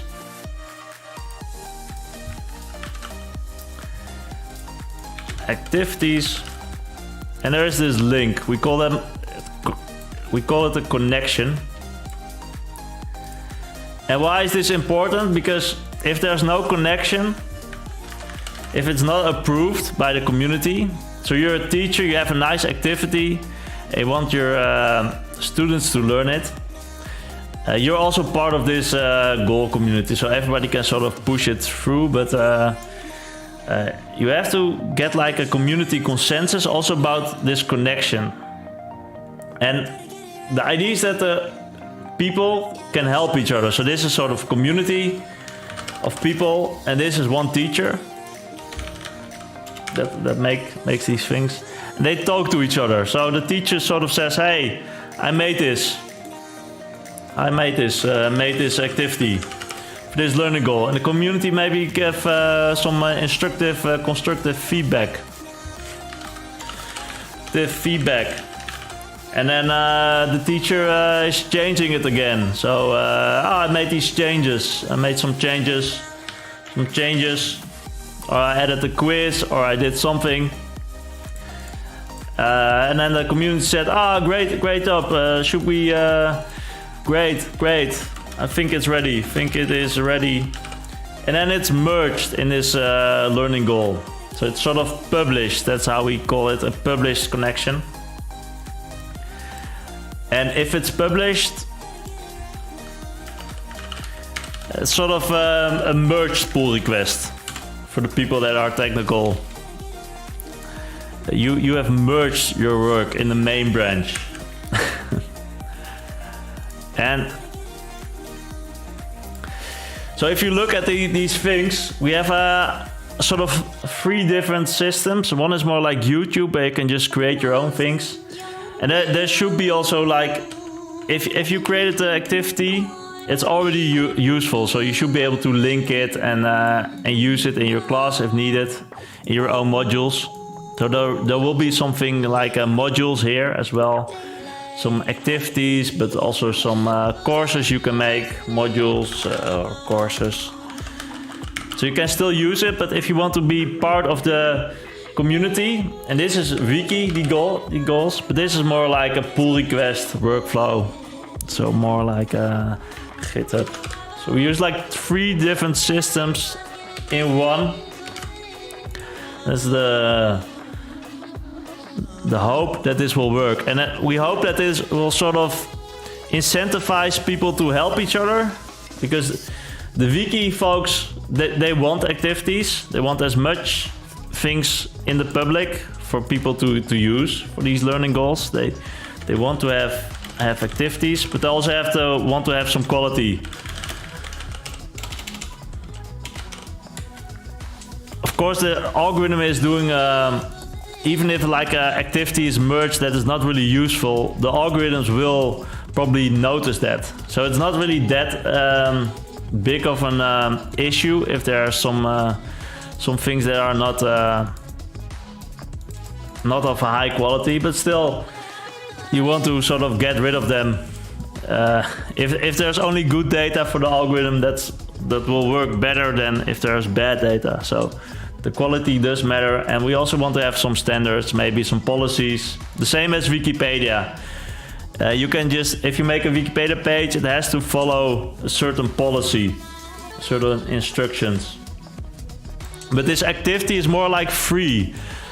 You can sort of be creative here. You can think of new ways to teach. So we want to also keep this as more like a channel list. So a little bit more creative here. This is more strict. And this is sort of the communication of the things. So yeah, I think that's sort of the, I'm not sure if we, so we're thinking of a new design as well. I can show you the diff maybe. So we made this system, because I have to go in like 5 minutes. And I want to rate someone with so many viewers. It's, I'm not sure if there's, probably some of you are still out here. So we have these revisions, and you can sort of see the diff now. I'm not sure if there's a lot of diff to show here. We have also a YouTube channel with some videos. Yeah, so you can sort of see the difference between everything you do. I'll spam some links. There's this YouTube channel. We sort of go into that, how we made certain features as well. We have these sprint reviews where we also go into it. Yeah, let's rate someone. Let's do it. Let's see. How many viewers do we have? Wow, still 11. That's a nice amount. Yeah. I always have to be, but yeah, this amount of views we do have to rate, of course. There's no way of not rating someone. He's making this sim game. That's quite. We rated him before, so that's easy.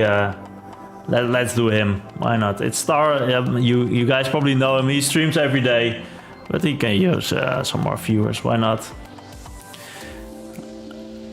How do I do this again? Rate.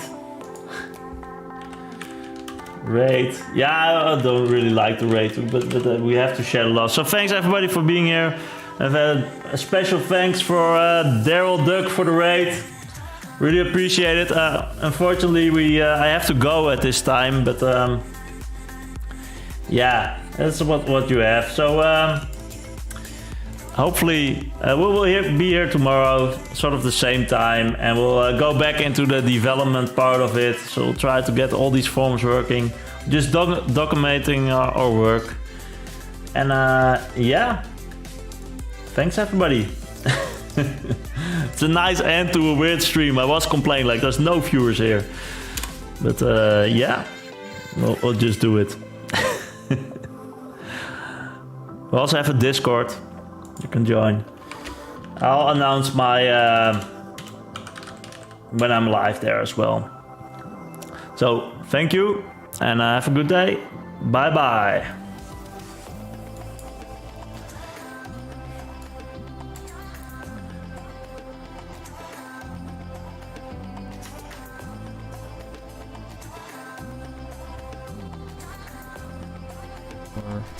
Hey, Serious Papa.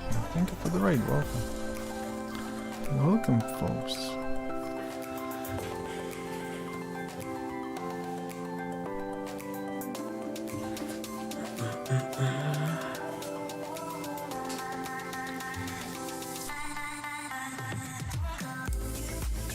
I have a feeling that we are a little bit overboard with the amount of lights.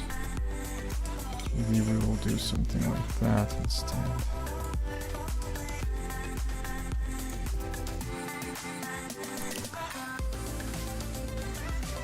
Because then if we have too many light sources, they're fighting.